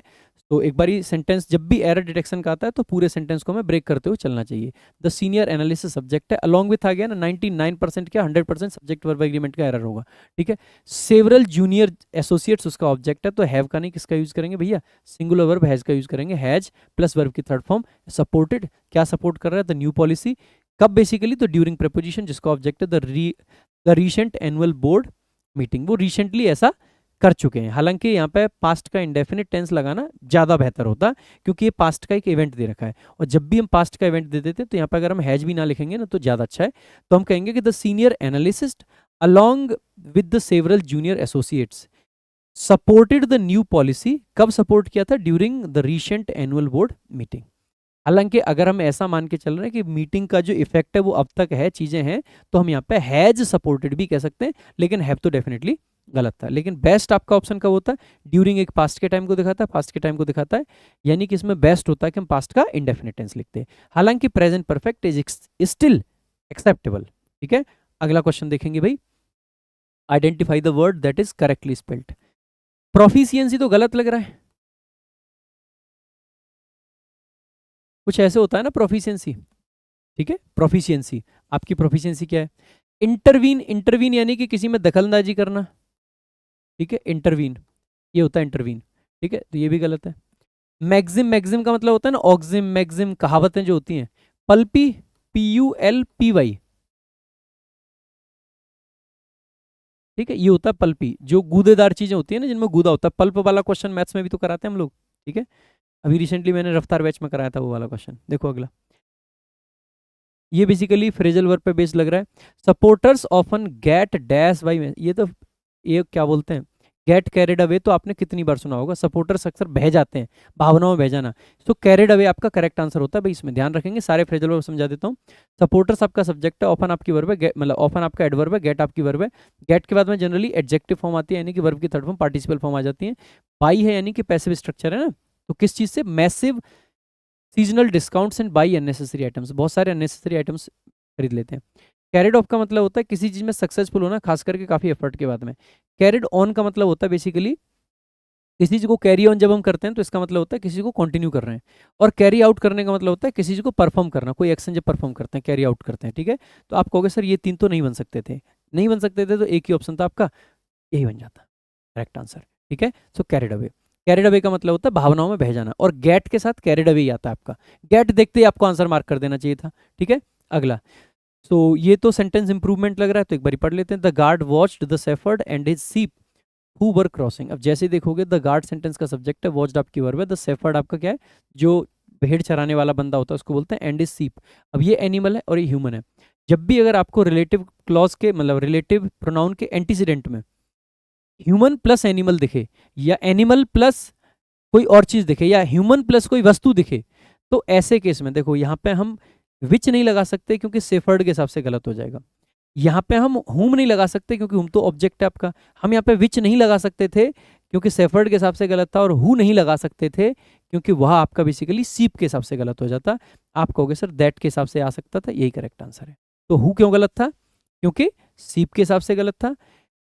विच क्यों गलत था? क्योंकि सेफर्ड के हिसाब से गलत था। और हुम क्यों गलत था? क्योंकि ये ऑब्जेक्ट था, हमें सब्जेक्ट की जरूरत है, तो इसका मतलब है दैट आपका करेक्ट होगा, बाकी सब गलत हो जाएंगे। ठीक है, so crossing the border during curfew hours, तो the guard watch the shepherd and is see crossing the, वैसे हुबर को हटा भी देते हैं ना तो भी आपका सेंटेंस सही हो जाता। इसका मतलब था कि उसने सेफर्ड और उसके क्रॉस करते हुए देखा। अगर यहाँ पे हु वर लिखते हैं हम तो सेंटेंस मीनिंग देता है कि जो गार्ड था उसने सेफर्ड को और उसके सीप को, बेसिकली अगर हुबर लगा रखा है तो क्या सेंस आता है, उसने जो गार्ड था उसने बेसिकली वॉच किया किसको? सेफर्ड को और सीप को, जो कि क्रॉस कर रहे थे बॉर्डर को। अब वो उतना सही सेंस नहीं देता, इसका बेस्ट पॉसिबल सेंस तो ये होता कि वॉच के साथ में हम जैसे सी है, फील है, वॉच है, हियर है, ठीक है, नोटिस है, ये ऐसी वर्ब है, इनके साथ हम क्या करते हैं ऑब्जेक्ट प्लस या तो वर्ब की बेस फॉर्म या फिर वर्ब की आईएनजी फॉर्म, या तो बेयर इन्फिनेटिव या फिर पार्टिसिपल। तो ये पार्टिसिपल लगाना बेस्ट ऑप्शन होता। तो अगर इस सेंटेंस का सबसे बढ़िया इंप्रूवमेंट कोई होता तो वो ये होता कि इसको ऑल टुगेदर हटा दो और फिर सेंटेंस पढ़ो कि द गार्ड वॉच्ड, क्या देखा? Shepherd and his sheep crossing the border during curfew hours. तो ये इसका बेस्ट पॉसिबल आंसर होता, इसमें से हटा देना। लेकिन अगर इनमें से मैं इंप्रूवमेंट लगाना था तो दैट वर आपका करेक्ट आंसर हो जाएगा। बेस्ट पॉसिबल क्यों कह रहा हूं? क्योंकि जनरली वॉच वगैरह के साथ में हमें अवॉइड करना चाहिए। हालांकि एसएससी के एग्जाम में एक बार ये आया हुआ है, ठीक है, I watched the thief who ऐसे करके, और वो दे रखा था और उन्होंने हु वाला मान रखा था, कायदे से उसको नहीं मानना चाहिए। जनरली हमें हु को अवॉइड करना चाहिए, रिलेटिव क्लॉज ना लगा के डायरेक्टली हमें वर्ब की आईएनजी फॉर्म लगा देनी चाहिए। ठीक है, तो ये स्ट्रक्चर होता है सी, फील, हियर, वॉच, नोटिस, इन सारी वर्ब के साथ में। इनके साथ क्या होता है, कोई ऑब्जेक्ट आता है, जैसे I saw him coming. I saw him coming का मतलब है मैंने उसको आते हुए देखा। आई हर्ड हिम कमिंग, मैंने उसको आते हुए सुना, मैंने आवाज सुनी उसकी। ठीक है, इस तरीके से इस तरीके से हमें करना चाहिए, तो ध्यान रखेंगे। अगला क्वेश्चन देखेंगे भाई। देखो मैं जनरली मॉक टेस्ट में क्या दे रखा है क्या नहीं उसको जस्टिफाई करने नहीं आता हूँ, मैं हमेशा जो करेक्ट होता है ना वो बताने आता हूँ आप लोगों को। बाकी टीजीएल 2025 के अगर क्लोज टेस्ट में आप लोगों को दिक्कत हो रही है तो ये बहुत काम की चीज़ आपको बता देता हूँ। आप हमारे चैनल पे जाइएगा प्रशांत सोलंकी इंग्लिश पर, और भाई हमने अभी एक मैराथन ली है बड़ी ही शानदार, ठीक है, और वो मैराथन थी आपकी कौन सी, तो ये क्लोज टेस्ट की। 27,000 लोग ऑलरेडी देख चुके हैं, बहुत शानदार कंटेंट है, आप इस मैराथन को देखिएगा, आपको बहुत कुछ सीखने को मिलेगा क्लोज टेस्ट में, ठीक है, तो मज़ा आ जाएगा। बाकी भाई मैं डेली एक प्रैक्टिस क्लास भी चला रखा हूँ यहाँ पे, अगर देखोगे आप जो हमारा दूसरा चैनल है टॉपर्स विजडम वाला, ठीक है, जिस पे आप अभी ये मॉक टेस्ट देख रहे हो, उस चैनल पे आपको बहुत सारी हमारी क्लासेस मिलेंगी जहाँ पे ये टेंस की क्लास है, यानी कि इसमें हम क्या कराते हैं कि हर चैप्टर के 50 क्वेश्चन लेते हैं और 50 क्वेश्चन के अंदर पूरा चैप्टर का जिस्ट मिल जाता है, पूरा एडिक्विटी का पैटर्न मिल जाता है। जिस कॉन्सेप्ट पे एडिक्विटी ने क्वेश्चन नहीं पूछा उस पर मैं एडिक्विटी वाला बना के देता हूँ आपको, और जिस पे बेसिकली एडिक्विटी ने पूछ लिया उस पर मैं एडिक्विटी वाला आपको दे देता हूँ। इससे कि आपका प्रीवियस ईयर भी कवर हो गया, आपका चैप्टर भी रिवाइज हो गया और आपकी प्रैक्टिस भी खतरनाक हो गई। तो ये वाली क्लासेस आप जरूर देखा करें, मजा आएगा आपको इनको देख के भी, ठीक है। आओ भाई अगले क्वेश्चन में चलेंगे। Excessive regulation can hamper, hamper का सिनोनिम पूछा, सिनोनिम लिख रखा है यहाँ पे, ठीक है। हैम्पर का मतलब होता है बेसिकली किसी पे बाधा डाल देना, फाइनल नहीं होगा, ये दरार के लिए वो यूज करते हैं तो नाउन होता है वैसे भी। सॉफ्ट बेसिकली मुलायम सा होता है, हिंडर करना बेसिकली करेक्ट आंसर होगा। हिंडर करने का मतलब होता है किसी को इंपीड करना, हिंडर करना, हैम्पर करना, जिसका मतलब होता है बाधा डालना, किसी के बीच में बेसिकली टांग अड़ाना, इंटरप्ट करना बेसिकली, ठीक है। देखो this is the quite village where my grandparents lived for decades, क्या पूछा, अच्छा ये पूछ रहा है कि अंडरलाइन पार्ट जो है वो क्या है, तो दिस इज आपका बेसिकली दिस सब्जेक्ट है आपकी verb, this is the coined village, ये वही गांव है, कौन सा, अब ये विलेज एक नाउन है और इस नाउन को डिफाइन करने के लिए क्लॉज आई है जहां पे वेयर आपका क्या है, आप कहोगे ये रिलेटिव एडवर्ब है, ठीक है। जैसे रिलेटिव प्रोनाउन होते हैं ना वैसे ही रिलेटिव एडवर्ब भी होते हैं। अब आप कहोगे सर हमने तो पहली बार ये टर्म सुनी है, बेटा इसीलिए पहली बार सुनिए क्योंकि आपने सुनना पहली बार चाहते हो, मैं तो पढ़ाता हूँ भाई रिलेटिव एडवर्ब्स। ये रिलेटिव एडवर्ब क्यों है, इसको रिलेटिव प्रोनाउन क्यों नहीं कह सकते मेरे भाई, प्रोनाउन का काम तो करे, क्या ये सब्जेक्ट है वेयर, नहीं है, क्या ये ऑब्जेक्ट है वेयर, नहीं है। जैसे दैट आता है, हु आता है, विच आता है, ये रिलेटिव प्रोनाउन इसलिए क्योंकि ये प्रोनाउन का काम करते हैं। The boy who was waiting there, वो बॉय जो वहां पे इंतजार कर रहा था, तो हु यहाँ पे क्या है, वॉज वेटिंग का सब्जेक्ट है। द मैन हुम आई कॉल्ड, वो आदमी जिसको मैंने कॉल किया था, तो हुम क्या है, कॉल्ड वर्ब का ऑब्जेक्ट है। तो आप आसानी से कहोगे कि जब भी रिलेटिव प्रोनाउन आते हैं तो वो प्रोनाउन का काम करते हैं, लेकिन ये तो वेयर है, ये तो प्लेस बताता है, प्लेस बताता है यानी कि ये एडवर्ब है। अब यहाँ पे ये कंफ्यूजन नहीं पालना है आपको कि ये रिलेटिव एडवर्ब है तो ये एडवर्ब क्लॉज होगी, नहीं। अगर रिलेटिव है, अगर रिलेटिव है तो रिलेटिव जितने भी वर्ड्स होते हैं वो जो क्लॉज बनाएंगे वो रिलेटिव क्लॉज बनाएंगे। कौन सी क्लॉज बनाएंगे, रिलेटिव क्लॉज। और अगर ये एक रिलेटिव क्लॉज है, चाहे ये किसी स्थान को डिफाइन कर रहा है या किसी को भी, भाई ये विलेज भी तो अपने आप में है क्या, एक नाउन ही तो है। और अगर ये एक नाउन है, बेशक ये एक रिलेटिव एडवर्ब से बनने वाली क्लॉज है, लेकिन आप इस क्लॉज को क्या कहोगे कि सर यह अपने आप में रिलेटिव क्लॉज है। कैसी क्लॉज है, रिलेटिव। और भाई जितनी भी रिलेटिव क्लॉजेज होती हैं वो हमेशा और हमेशा किसका काम करती हैं, एडजेक्टिव क्लॉजेज का काम करती हैं। तो आप इस क्लॉज को क्या बोलोगे कि सर ये एडजेक्टिव क्लॉज है। अगर ये एडजेक्टिव क्लॉज है तो एडवर्ब मत मार देना, नाउन मत मार कर देना, कोऑर्डिनेट मत कर देना, एडजेक्टिव क्लॉज है करेक्ट आंसर। और वेयर से इन्फ्लुएंस होकर एडवर्ब मत कर देना। रिलेटिव एडवर्ब वेयर है, सही बात है, लेकिन ये क्लॉज रिलेटिव क्लॉज है और रिलेटिव क्लॉज हमेशा एडजेक्टिव क्लॉज होती हैं, ठीक है। तो देखो भाई अगला question, by the time the committee submitted, जैसे बाय द टाइम देखोगे, बाय द टाइम के साथ दो स्ट्रक्चर होते हैं। अगर बाय द टाइम वाले क्लॉज में वर्ब की फर्स्ट फॉर्म आ रखी है तो ऐसे केस में हम कह देंगे कि मेन क्लॉज में आपका बेसिकली क्या आता है, आप कहोगे सर मेन क्लॉज में ऐसे केस में आपका जो मतलब फ्यूचर का परफेक्ट टेंस आता है। अगर वर्ब की सेकंड फॉर्म में आ जाए तो पास्ट का परफेक्ट टेंस आता है। यहाँ पे क्या आ रखा है, सबमिटेड आ रखा है, सबमिटेड आ रखा है यानी कि पास्ट का परफेक्ट टेंस आएगा। यहाँ पे ऑलरेडी सबमर्ज्ड, तो आप देखो ऑलरेडी भी हिंट दे रहा है कि परफेक्ट आना चाहिए, इससे पता चल रहा है पास्ट, इससे पता चल रहा है परफेक्ट है। वैसे बाय द टाइम के साथ भी हमें पता होता है कि जब भी बाय द टाइम आएगा, अगर इधर V1 होता तो इधर बेसिकली फ्यूचर का परफेक्ट, अगर इधर V2 है तो इधर बेसिकली पास्ट का परफेक्ट। पास्ट का परफेक्ट ढूंढेंगे हम, ये नहीं है, ये नहीं है, जो दे रखा है वो नहीं है, ये करेक्ट आंसर हो जाएगा, ठीक है। सिंपल भाई, बहुत ज्यादा इसमें अंदर जाने की जरूरत नहीं, वैसे बता देता हूँ। बाय द टाइम एक टाइम का कंजंक्शन होता है, द कमिटी सब्जेक्ट है, सबमिटेड आपकी वर्ब है, इसका ऑब्जेक्ट है इट्स रिपोर्ट, क्योंकि कमिटी को एक सिंगल यूनिट माना गया इसलिए इट्स है। जब इसके बीच में बिखराव होता है तो बेसिकली इसको प्लूरल मानते हैं, देयर लगा देते हैं, ठीक है। तो रिपोर्ट, द हैवी रेन आपका सेंटेंस का सब्जेक्ट है, यहाँ पे ऑलरेडी एक एडवर्ब है, हेड आपकी हेल्पिंग वर्ब है, सबमर्ज्ड आपकी मेन वर्ब है। क्या सबमर्ज कर चुकी थी तो उसका ऑब्जेक्ट है द लो लाइंग एरियाज, जो नीचे एरियाज है ना, उनकी बात कर रहे हैं हम। अगला क्वेश्चन देखो भाई, फियर्स का बेसिकली हमें क्या पूछ रखा है, एंटोनिम पूछा है। देखो फियर्स का मतलब होता है जो एकदम खतरनाक सा होता है ना, फियर्स वो होता है। एंटोनिम क्या हो जाएगा, पहला ही दे रखा है डोसाइल। डोसाइल का मतलब होता है जो बहुत फ्लेक्सिबल होता है, ये आपका एंटोनिम बन सकता है। आइकन तो जानते हैं ना, जैसे यूथ आइकन वगैरह होते हैं, ठीक है, ये नहीं बनेगा। स्ट्रॉन्ग भी नहीं बनेगा। मस्की का मतलब होता है एक तरीके से जो स्मेल दे रहा होता है ना, एक तीक्ष्ण सी स्मेल देता है, ठीक है, कस्तूरी टाइप का, उसको बोल देते हैं अपन। आगे देखेंगे, the ecologist warn that expanding urban corridors would inevitably dash the natural migration routes of native wildlife।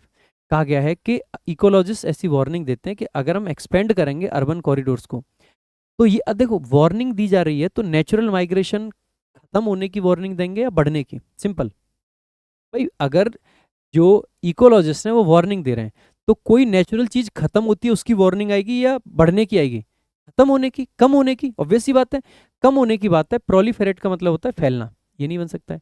Exonerate का मतलब होता है पार्डन कर देना, ये भी पॉजिटिव वर्ड है, ये तो नहीं आएगा, ठीक है। इम्बेलिश करना यानी कि डेकोरेट करना, टर्नकेट करने का मतलब होता है कम कर देना, यही करेक्ट आंसर हो जाएगा, ठीक है। कम हो रहा है क्या, natural migration routes for of native wildlife, जो नेटिव वाइल्ड लाइफ के नेचुरल रूट्स हैं, माइग्रेशन के रूट्स हैं, वो बेसिकली क्या हो रहा है, कम हो रहे हैं, इसी की वार्निंग दी जा रही है, दैट्स इट भाई।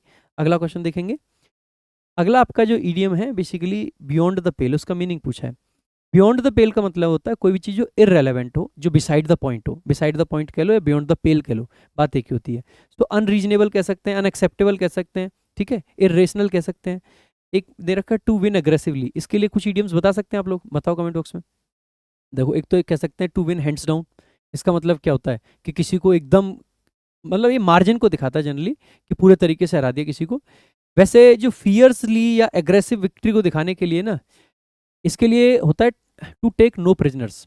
टेक नो प्रिजनर्स का मतलब होता है अग्रेसिव तरीके से जीतना, जितने लोग थे सबको मार दिया, प्रिजनर नहीं बनाया, मार दिया। टू टेक नो प्रिजनर्स इसके लिए एक ईडियम बन सकता है, अच्छा तो वो ध्यान रखेंगे। डिफिकल्ट सिचुएशन के लिए बहुत सारे ईडियम्स आपके बनते हैं, क्या बन सकता है, एक तो आपने सुना होगा बिटवीन साइला एंड कैरिविडिस, बिटवीन मतलब रॉक एंड हार्ड प्लेस ऐसे करके भी आता है आपका, वो आ जाएगा। इन अ टाइट कॉर्नर आपका आ सकता है, टाइट कॉर्नर में है, ठीक है। इसके अलावा आप कह सकते हो कि कोई डिफिकल्ट सिचुएशन में इन हॉट वाटर, वो आ जाता है आपका, ठीक है।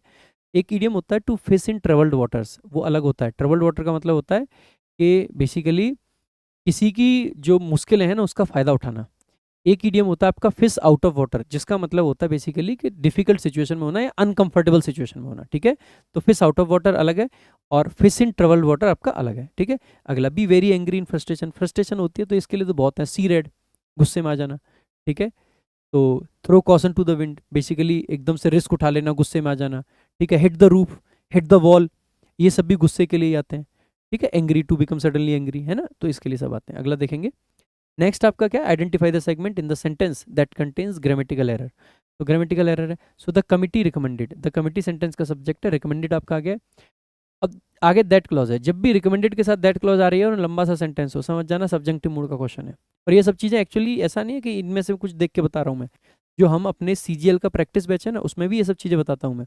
जैसे ही देखा कि अच्छा ये आ रखा है, पक्का इसमें ये एरर होगा, हमें एग्जामिनर के माइंडसेट को समझना बहुत ज़रूरी है। भाई जब भी रिकमेंड हो गया, सजेस्ट हो गया, ठीक है, एडवाइस हो गया, आस्क हो गया, इसके अलावा अगर कोई एडजेक्टिव आ जाए जैसे कि it is imperative, it is mandatory, it is essential, it is obligatory, it is vital, इस तरीके के एडजेक्टिव आ जाए, या इस तरीके का इट इज़ रिकमेंडेड, ठीक है, वो उसमें आ जाए, या the committee recommended, the committee advise, the committee insisted, insist बहुत इंपॉर्टेंट है, सजेस्टेड, और उनके साथ क्या आ जाए, दैट क्लॉज।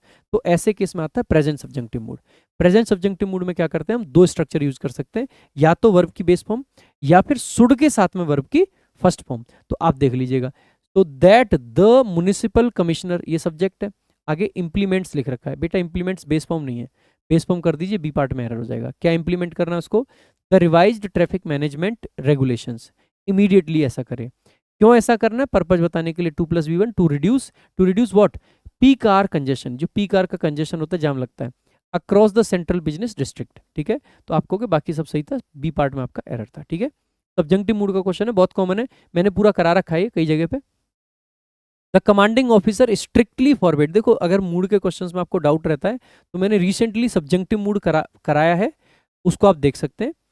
तो मैंने कहाँ कराया है सब्जेक्टिव मूड, अच्छा वो तो यार पेड बैच में कराया था, वैसे मैं कराने वाला हूँ, टेंस जो आपका होने वाला टॉप 50 टेंस के जस्ट बाद में जो क्वेश्चंस होंगे वो सब्जेक्टिव मूड के होंगे, ठीक है, तो वो वहां से देख लेना आप। The commanding officer strictly forbid the deployed dash. Deployed क्या, अब देखो दो ऑप्शन हैं, एक है पर्सनल, एक है ये पर्सनल, ठीक है, ये इस तरीके से। ये वाला जो पर्सनल होता है ना मेरे भाई, पर्सनल का मतलब होता है जो मिलिट्री वाले लोग होते हैं ना, खास करके कोई काम करने वाले लोग, और ये पर्सनल एक एडजेक्टिव होता है जिसका मतलब होता है व्यक्तिगत। ये नाउन होता है, ये जनरली प्लूरल नाउन के तरीके से काम करता है, ठीक है। तो डिप्लॉयड मतलब फॉरवर्ड द डिप्लॉयड डैश। अब डिप्लॉयड एडजेक्टिव है तो यहाँ पे हमें नाउन चाहिए, नाउन चाहिए, इसका मतलब है ये वाला पर्सनल नहीं आएगा, ठीक है। तो या तो ये आंसर होगा या ये होगा। अब देख लो, from disclosing any dash information, कैसी इन्फॉर्मेशन, पर्सनल इन्फॉर्मेशन, आपको ये करेक्ट आंसर है, ठीक है, क्योंकि दोनों में पर्सनल नहीं आएगा, ठीक है, ये गलत आंसर हो जाएगा। क्यों नहीं आएगा, क्योंकि यहाँ पे एडजेक्टिव चाहिए पर्सनल वाला व्यक्तिगत, और यहाँ पे बेसिकली नाउन चाहिए। कौन सा वाला नाउन चाहिए, वो भी भाई नाउन चाहिए जो बेसिकली जो मिलिट्री वाले लोग होते हैं या जो वर्कर लोग होते हैं उनको दिखाता है, जो आगे देखेंगे। भाई सिनोनिम पूछा हमें काउंटलेस का, काउंटलेस का मतलब क्या है, जिसकी गिनती ना किया जा सके, ठीक है। फेक का मतलब नकली होता है, सैम का मतलब भी जाली होता है, नकली होता है, न्यूमरस मतलब बहुत ज़्यादा, सिनोनिम ही तो पूछा है। डील का मतलब तो जानते ही हैं, किसी से डील डन हो गई है, बहुत सारी डील होती रहती है आजकल, ठीक है, लोगों की। PQRS का क्वेश्चन है भाई, देखो दिस रैपिड लॉस, जैसे ही देखोगे दिस रैपिड लॉस से स्टार्ट नहीं कर सकते, क्यों नहीं कर सकते, क्योंकि this rapid loss, which rapid loss, P से दो ऑप्शन स्टार्ट हो रखे थे, दो आपके एलिमिनेट हो गए। अब जो दो बचे हुए ऑप्शन है सारे पढ़ने की नीड नहीं है, एक पी पे एंड हो रहा है और एक आर पे एंड हो रहा है, देख लेते हैं दोनों में से कौन सा एंड होगा। दोनों क्यू से स्टार्ट हो रहा है, क्यू को एक बार देख लेना। Forest across the globe are being cleared at an alarming rate for urban expansion, ठीक है, स्टार्टिंग में आ सकता है।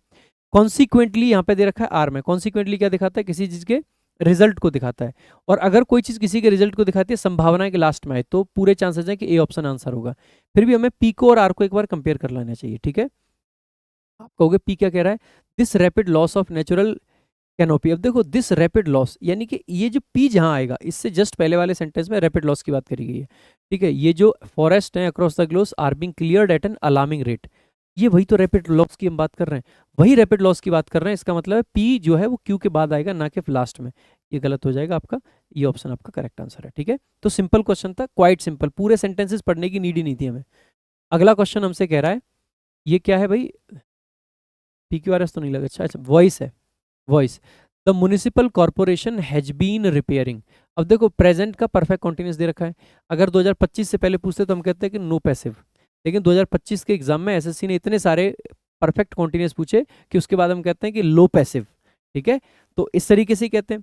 अच्छा इनमें जब भी इस तरीके का क्वेश्चन आता है ध्यान रखना, परफेक्ट कॉन्टिन्यूस अगर आएगा, फर्स्ट प्रायोरिटी हमारी ये है कि हमें अगर ऐसा दे दे नो पैसिव ऑप्शन, तो नो पैसिव पे चले जाना चाहिए। अगर नो पैसिव ऑप्शन ना हो तो हमें ये ढूंढना है हैज बीन हेल्पिंग वर्ब है वो रहे, बीइंग भी आए और फिर वर्ब की थर्ड फॉर्म आए। कई बार ऐसा भी पॉसिबल है कि बीइंग ना आए, यानी कि सेकंड प्रायोरिटी बीइंग ढूंढनी है, लेकिन अगर बीइंग ना हो तो simple has been plus verb की थर्ड फॉर्म भी आपका पैसिव दिखा सकता है, जैसे हैव बीन रिपेयर्ड, ये हो सकता था और हो सकता है। हैड बीन रिपेयर्ड पास्ट का टेंस कर दिया, आर कर दिया। हैव बीन बीइंग, अब देखो क्योंकि बीइंग आ गया है तो हम प्रायोरिटी किसको दे देंगे, बीइंग वाले को। अगर ये नहीं होता ना तो हम इसको मार्क कर देते। एसएससी ने 2025 में CHSL के क्वेश्चन ऐसे पूछ रखे हैं कि बीइंग वाला ऑप्शन नहीं है, उसको मार्क कर रखा है। 2025 के एग्जाम में पूछ रखे हैं, तो एग्जाम से अवेयर रहना भी बहुत जरूरी होता है, ठीक है। तो अगर ये है तो पहले इसको प्रायोरिटी देंगे, अगर ये नहीं होता तो ए वाले को मार्क करते हैं। अगला क्वेश्चन आपसे क्या कहता है कि the professor droned on so monotonously, मतलब लगातार बोलता रहा that half the class began to doze. Doze का मतलब क्या है, बस सोने लग गए, डोज ले लिए एक, है ना। तो आप कहोगे क्या कह रहा है जी, अप्रोप्रिएट एंटोनिम पूछा है, एंटोनिम डोज का। डाइवेस्ट तो होगा नहीं भाई, देखो डोज नींद लेना होता है, ये बेसिकली क्या होता है आपका स्टे अवेक, अवेक रहना। इनर्ट इनर्सिया होता है ना, लैक ऑफ, मतलब जो इनर्सिया होता है लैक ऑफ एनर्जी।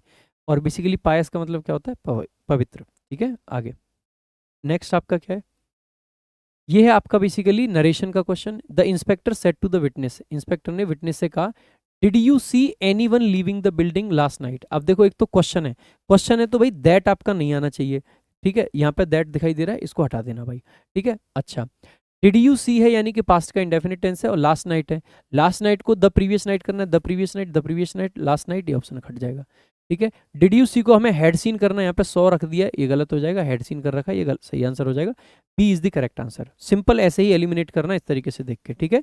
अगला क्वेश्चन आपका क्या है, क्वेश्चन है, अच्छा पैसेज है एक्चुअली में, ठीक है, पैसेज है, पैसेज पे बेस्ड क्वेश्चन है। देखो जब भी पैसेज का क्वेश्चन आता है, अगर आपने रिसेंटली मेरी क्लासेस देखी होंगी जो कि मैंने यूट्यूब पर कराई थी, पूरी पैसेज की 9 क्लासेस कराई हैं, अगर नहीं देखी हैं देख लेना। बिलीव मी, पूरे यूट्यूब पर आपको उनसे बेहतर क्लासेस नहीं मिलेंगी, मैं गारंटी दे सकता हूँ। अगर एग्जाम ओरिएंटेड क्लासेस की बात करेंगे, यूट्यूब पे ऐसी मिल जाएंगी जिनमें लंबा चौड़ा एनालिसिस आपको मिल जाएगा, इसकी मीनिंग कैसे निकालें, ये कैसे करें, एडिटोरियल कैसे पढ़ें, वो नहीं। एग्जाम ओरिएंटेड भाई सिंपल, आपको क्या करना है कि आपको स्किमिंग करनी है। सबसे पहले स्किमिंग करने के लिए हम पहली लाइन पढ़ते हैं, उससे हम अंदाजा लगाएंगे कि आपका पैसेज किसके बारे में है। लास्ट लाइन पढ़ेंगे और उससे हम एटीट्यूड का अंदाजा लगाएंगे कि ऑथर इस चीज के बारे में क्या सोचता है। पैसेज कह रहा है कि the rapid integration of artificial intelligence into modern education has sparked intense pedagogical debate. कह रहा है कि जो इंटीग्रेशन है ना आर्टिफिशियल इंटेलिजेंस का, इंटीग्रेट कर रहे हैं आर्टिफिशियल इंटेलिजेंस यानी एआई को हम इंटीग्रेट कर रहे हैं मॉडर्न एजुकेशन में, और इस चीज ने स्पार्क कर दी इंटेंस पेडागोजिकल डिबेट। भाई डिबेट कब होती है? कोई चीज पूरी नेगेटिव हो तो डिबेट होगी? नहीं होगी। नेगेटिव खराब तो खराब, इसमें डिबेट क्या है? कोई चीज पूरी पॉजिटिव हो तो डिबेट होगी? नहीं होगी। अच्छा है तो अच्छा है। कुछ लोगों का मानना है अच्छा है, कुछ लोगों का मानना है कि खराब है, तो ऐसे केस में क्या होगा? डिबेट। यानी कि ये जो पैसेज है ये कहीं ना कहीं एआई का एजुकेशन सिस्टम में इंटीग्रेट होना, ये दोनों पक्षों की बात करेगा, पॉजिटिव्स भी और नेगेटिव्स भी। Serving simultaneously as an equaliser for individualised learning. भाई जो इंडिविजुअलाइज्ड लर्निंग होती है ना उसके लिए इक्वलाइजर है, यानी कि उसको हेल्प कर रहा है। एंड अ थ्रेट, और ये थ्रेट है किसके लिए? Critical reasoning. क्रिटिकल रीजनिंग को खत्म कर देगा, लोगों के सोचने समझने की क्षमता को खत्म कर रहा है। लास्ट लाइन देखेंगे और जहां तक है मुझे लगता है हम पैसेज के सारे क्वेश्चन आंसर कर पाएंगे। वेदर इट इनरिचेज एकेडमिक स्कॉलरशिप, ये एकेडमिक स्कॉलरशिप को इनरिच करेगा और डाइल्यूट करेगा इंटेलेक्चुअल रिगर को, ये डिपेंड करता है किस पे? Entirely on how effectively educators and institutions govern its application. यानी कि देखो लास्ट लाइन में जिस्ट में ये कहा है कि भैया ये अच्छा रहेगा या खराब रहेगा, ये डिपेंड करता है कि जो एजुकेटर्स हैं और जो इंस्टीट्यूशंस हैं वो इसके यूज को, इसके एप्लीकेशन को कैसे गवर्न करते हैं। पहली लाइन पढ़ी, लास्ट लाइन पढ़ी, क्या इसमें कहीं पे हमें कुछ ऐसा लगा? क्या चीज था ये? भैया एआई का जो यूज है ना उस पर बेस्ड आपका पैसेज है। एक एक करके क्वेश्चंस देखते हैं एंड आई एम श्योर कि आप सारे क्वेश्चंस को वैसे ही आंसर कर पाओगे बिना पैसेज को पढ़े। कहता है कि why is the integration of artificial intelligence considered a double edged tool in education. Double edged tool क्यों है? क्योंकि भैया हमने पहली लाइन में पढ़ा था कि ये हेल्प करता है लोगों को इंडिविजुअलाइज्ड लर्निंग के लिए, उसमें हेल्प कर रहा है, लेकिन ये उनकी रीजनिंग को खत्म कर रहा है, यही था। ऑप्शन देख लेते हैं। इट प्रोवाइड्स पर्सनलाइज्ड लर्निंग, एक ही तो बात है, इंडिविजुअलाइज्ड कह लो या पर्सनलाइज्ड कह लो, while potentially impairing cognitive reasoning. Cognitive reasoning की बात कर रहे हैं, यानी कि ये आंसर पूरे चांसेस हैं कि सही हो जाए। यही तो डबल एजेड स्वॉर्ड ही तो हो गया कि एक तरफ तो हेल्प कर रहा है दूसरी तरफ खराब कर रहा है। It lowers institutional overhead costs but requires continuous internet connectivity.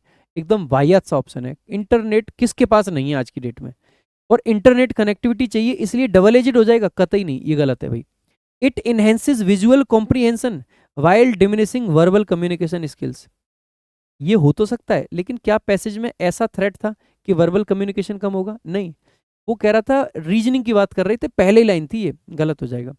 It automates grading procedure, grading procedure को ऑटोमेट कर रहा है, but increases administrative workload. Workload बढ़ाता नहीं घटाता है, गलत हो जाएगा। यानी कि हमने पूरा पैसेज नहीं पढ़ा फिर भी हमने पहला ऑप्शन मतलब पहला क्वेश्चन तो अच्छे से हैंडल कर लिया। दूसरा क्वेश्चन देखते हैं भाई। दूसरा क्वेश्चन आपसे कहता है कि what primary risk does automated problem solving pose to learners. Learners को ऐसा क्या रिस्क है? अगर ऑटोमेटेड कर दिया जाए चीजों को तो लर्नर्स का क्या खराब होगा? रिस्क का मतलब तो यही है ना भाई। देखो, rapid obsolescence of physical text book, कि जो फिजिकल टेक्स्ट बुक है वो रखी रखी खराब हो जाएंगी, ये रिस्क है। यार एक बात बताओ, अगर कोई अच्छी चीज आ जाए आपके घर में, मतलब आप कार सिर्फ इसलिए नहीं खरीदो कि आपकी जो साइकिल खड़ी है वो रखी रखी खराब हो जाएगी, कार आ गई तो ये तो फालतू की बात होगी कि नहीं होगी? तो ये मुझे नहीं लगता कि आंसर होगा, क्योंकि पैसेज ना एथिकल चीजों की बात कर रहा है। पैसेज अलग, पैसेज की टोन समझने की जरूरत है। पैसेज के अंदर फ्रिवोलिटी नहीं है कि भैया हमारी किताबें खराब ना हो जाएं, कि पेज रखे रखे सड़ ना जाएं, ठीक है। देखो फ्रिवलस पैसेज नहीं है।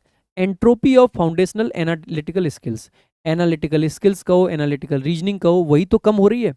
और एंट्रोपी का मतलब होता है पतन किसी चीज का, तो आप कहोगे सर ये करेक्ट आंसर लग रहा है। अगला, escalation of hardware maintenance cost.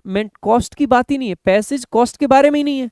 Passage किसके बारे में है कि भैया वो डबल एजेड स्वॉर्ड है, उससे कुछ इंप्रूव हो रहा है, लेकिन आपकी वर्बल रीजनिंग खत्म हो जाएगी, सोचने समझने की क्षमता खत्म हो जाएगी। पैसेज की थीम ये है, complete elimination of peer interaction. भैया पीयर इंटरेक्शन की भी बात नहीं है, अगर आपके पास एआई अच्छा हो तो उससे पीयर इंटरेक्शन भी हो सकता है कल को लोगों के साथ इंटरेक्शन में भी एआई आपकी मदद करे, तो ये भी आपका नहीं बनेगा, लेकिन लोगों की क्षमता को घटा रहा है, यानी कि बी ऑप्शन आपका करेक्ट आंसर है। अगला देखो, दो क्वेश्चन हमने हैंडल कर लिया, अगला क्वेश्चन देखते हैं। According to the passage the educational value of artificial intelligence is fundamentally dependent on. Last line में लिख रखा था कि इसकी एजुकेशनल वैल्यू डिपेंड करती है किस पे, एजुकेटर्स पे, और जो ऑर्गेनाइजेशन है उसको कैसे गवर्न करते हैं इसके एप्लीकेशन को, उस पे। लास्ट लाइन में यही था, the total market value, the visual interface design of digital platforms, बिल्कुल नहीं। The instructional frameworks guiding it's deployment, वही फ्रेमवर्क कैसे गवर्न करते हैं, तो गवर्न करने का सेंस था, ये करेक्ट है। The replacement rate of traditional classroom teachers, बिल्कुल नहीं। आप कहोगे सर कुछ पढ़ने की नीड ही नहीं है इसमें, तो हमारे चार क्वेश्चन हो गए, तीन क्वेश्चन आई गेस। चौथा देखो, which of the following measures is suggested to maintain educational rigour alongside adoption. भाई कौन सा ऐसा मेजर है जिससे कि बेसिकली एजुकेशनल रिगर मेंटेन कर पाएंगे। Total prohibition of digital compute, देखो जैसे टोटल आ गया, ये एक्सट्रीम वर्ड है। अगर आपने पैसेज की क्लासेस देखी हैं तो वहाँ पे मैंने एक्सट्रीम वर्ड्स के बारे में बात करी थी।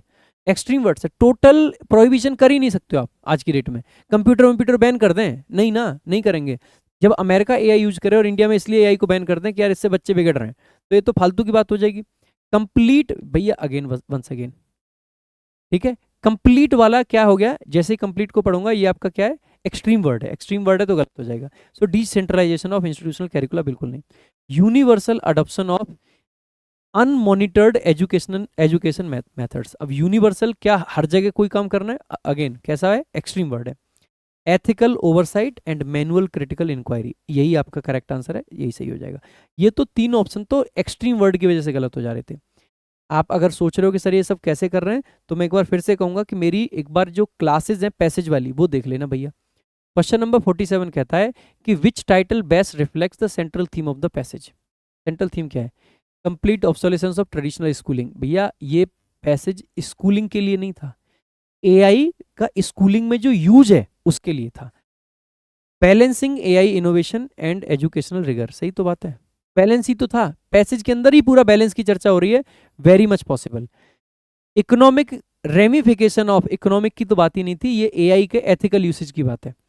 Algorithmic superiority in modern evaluation, बिल्कुल भी नहीं। आप कहोगे sir B option correct answer है। भाई सारे क्वेश्चंस को आप ऐसे ही मार्क कर सकते हो बिना पैसेज को पढ़े। एक बच्चा ऐसा हो सकता था जो पैसेज को पढ़ रहा होता, अब तक पैसेज में मुश्किल वर्ड्स दिखते, डिफिकल्ट डिफिकल्ट चीजें दिखती और अटक के रह जाता। और एक बच्चा आप हो सकते हो जो बिना पैसेज को पढ़े सारे के सारे आंसर मार्क करके पाओगे, अगर आपने हमसे पढ़ा हुआ है तो। ठीक है, देखो भाई, वन वर्ड सब्सटीट्यूशन है, कह रहा है कि बेसिकली अ fortified defensive structure, fortified basically जहाँ पे फोर्ट बना रखा हो, ठीक है। ये पेंग क्या होता है, एक झटका जो मारते हैं ना एकदम से, उसको पेंग बोल देते हैं। ये एनाइल क्या होता है, बेसिकली जो वृद्ध लोग होते हैं ना, जो एज के साथ में थोड़ा दिमाग खिसक जाता है जिनका, उनको बोल देते हैं। और ये टीपी क्या होता है, टीपी की कई सारी स्पेलिंग होती हैं, इसको TIPI भी बोल देते हैं कई बार, ठीक है। तो ये बेसिकली इसको कई बार TEEPW भी बोल देते हैं। ये जो टेंट होता है ना, टेंट वाला स्ट्रक्चर, उसको बोल देते हैं, तो ये भी नहीं बनेगा, ठीक है। तो पेंग भी नहीं, तो फोर्ट आपका करेक्ट आंसर है। क्वेश्चन नंबर 49 आपसे कहता है कि the traffic police often turn a blind eye. Turn a blind eye का मतलब क्या है, बेसिकली किसी चीज को इग्नोर कर देना, इग्नोर करने का सेंस है, तो इसका मतलब है टू इग्नोर अ सिचुएशन, पहला ही ऑप्शन आ गया। सफर अ डिफीट, बेसिकली हार जाना तो नहीं बनेगा। टू बी इरिटेंट नहीं बनेगा, टू लुक डिजेक्टेड नहीं बनेगा। आगे देखो, लास्ट क्वेश्चन है, उसके बाद में अजय सर आपको रीजनिंग कराएंगे, ठीक है। उनका रीजनिंग भी देखना, अच्छा लगेगा आपको। सडन अनकंट्रोल्ड फियर और anxiety often causing wildly unthinking behaviour, ये क्या है, एडिक्ट तो भैया किसी के वो आदि होते हैं, कल्पेबल बेसिकली दोषी जो होते हैं जिन पर दोष लगाया जा सकता है।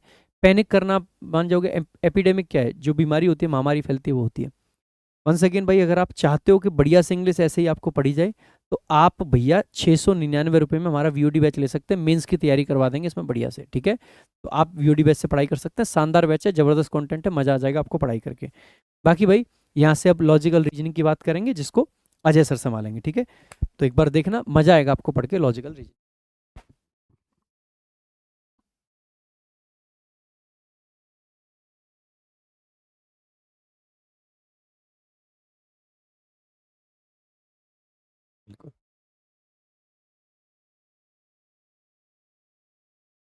चलो भाई तो बात करते हैं लॉजिकल रीजनिंग की।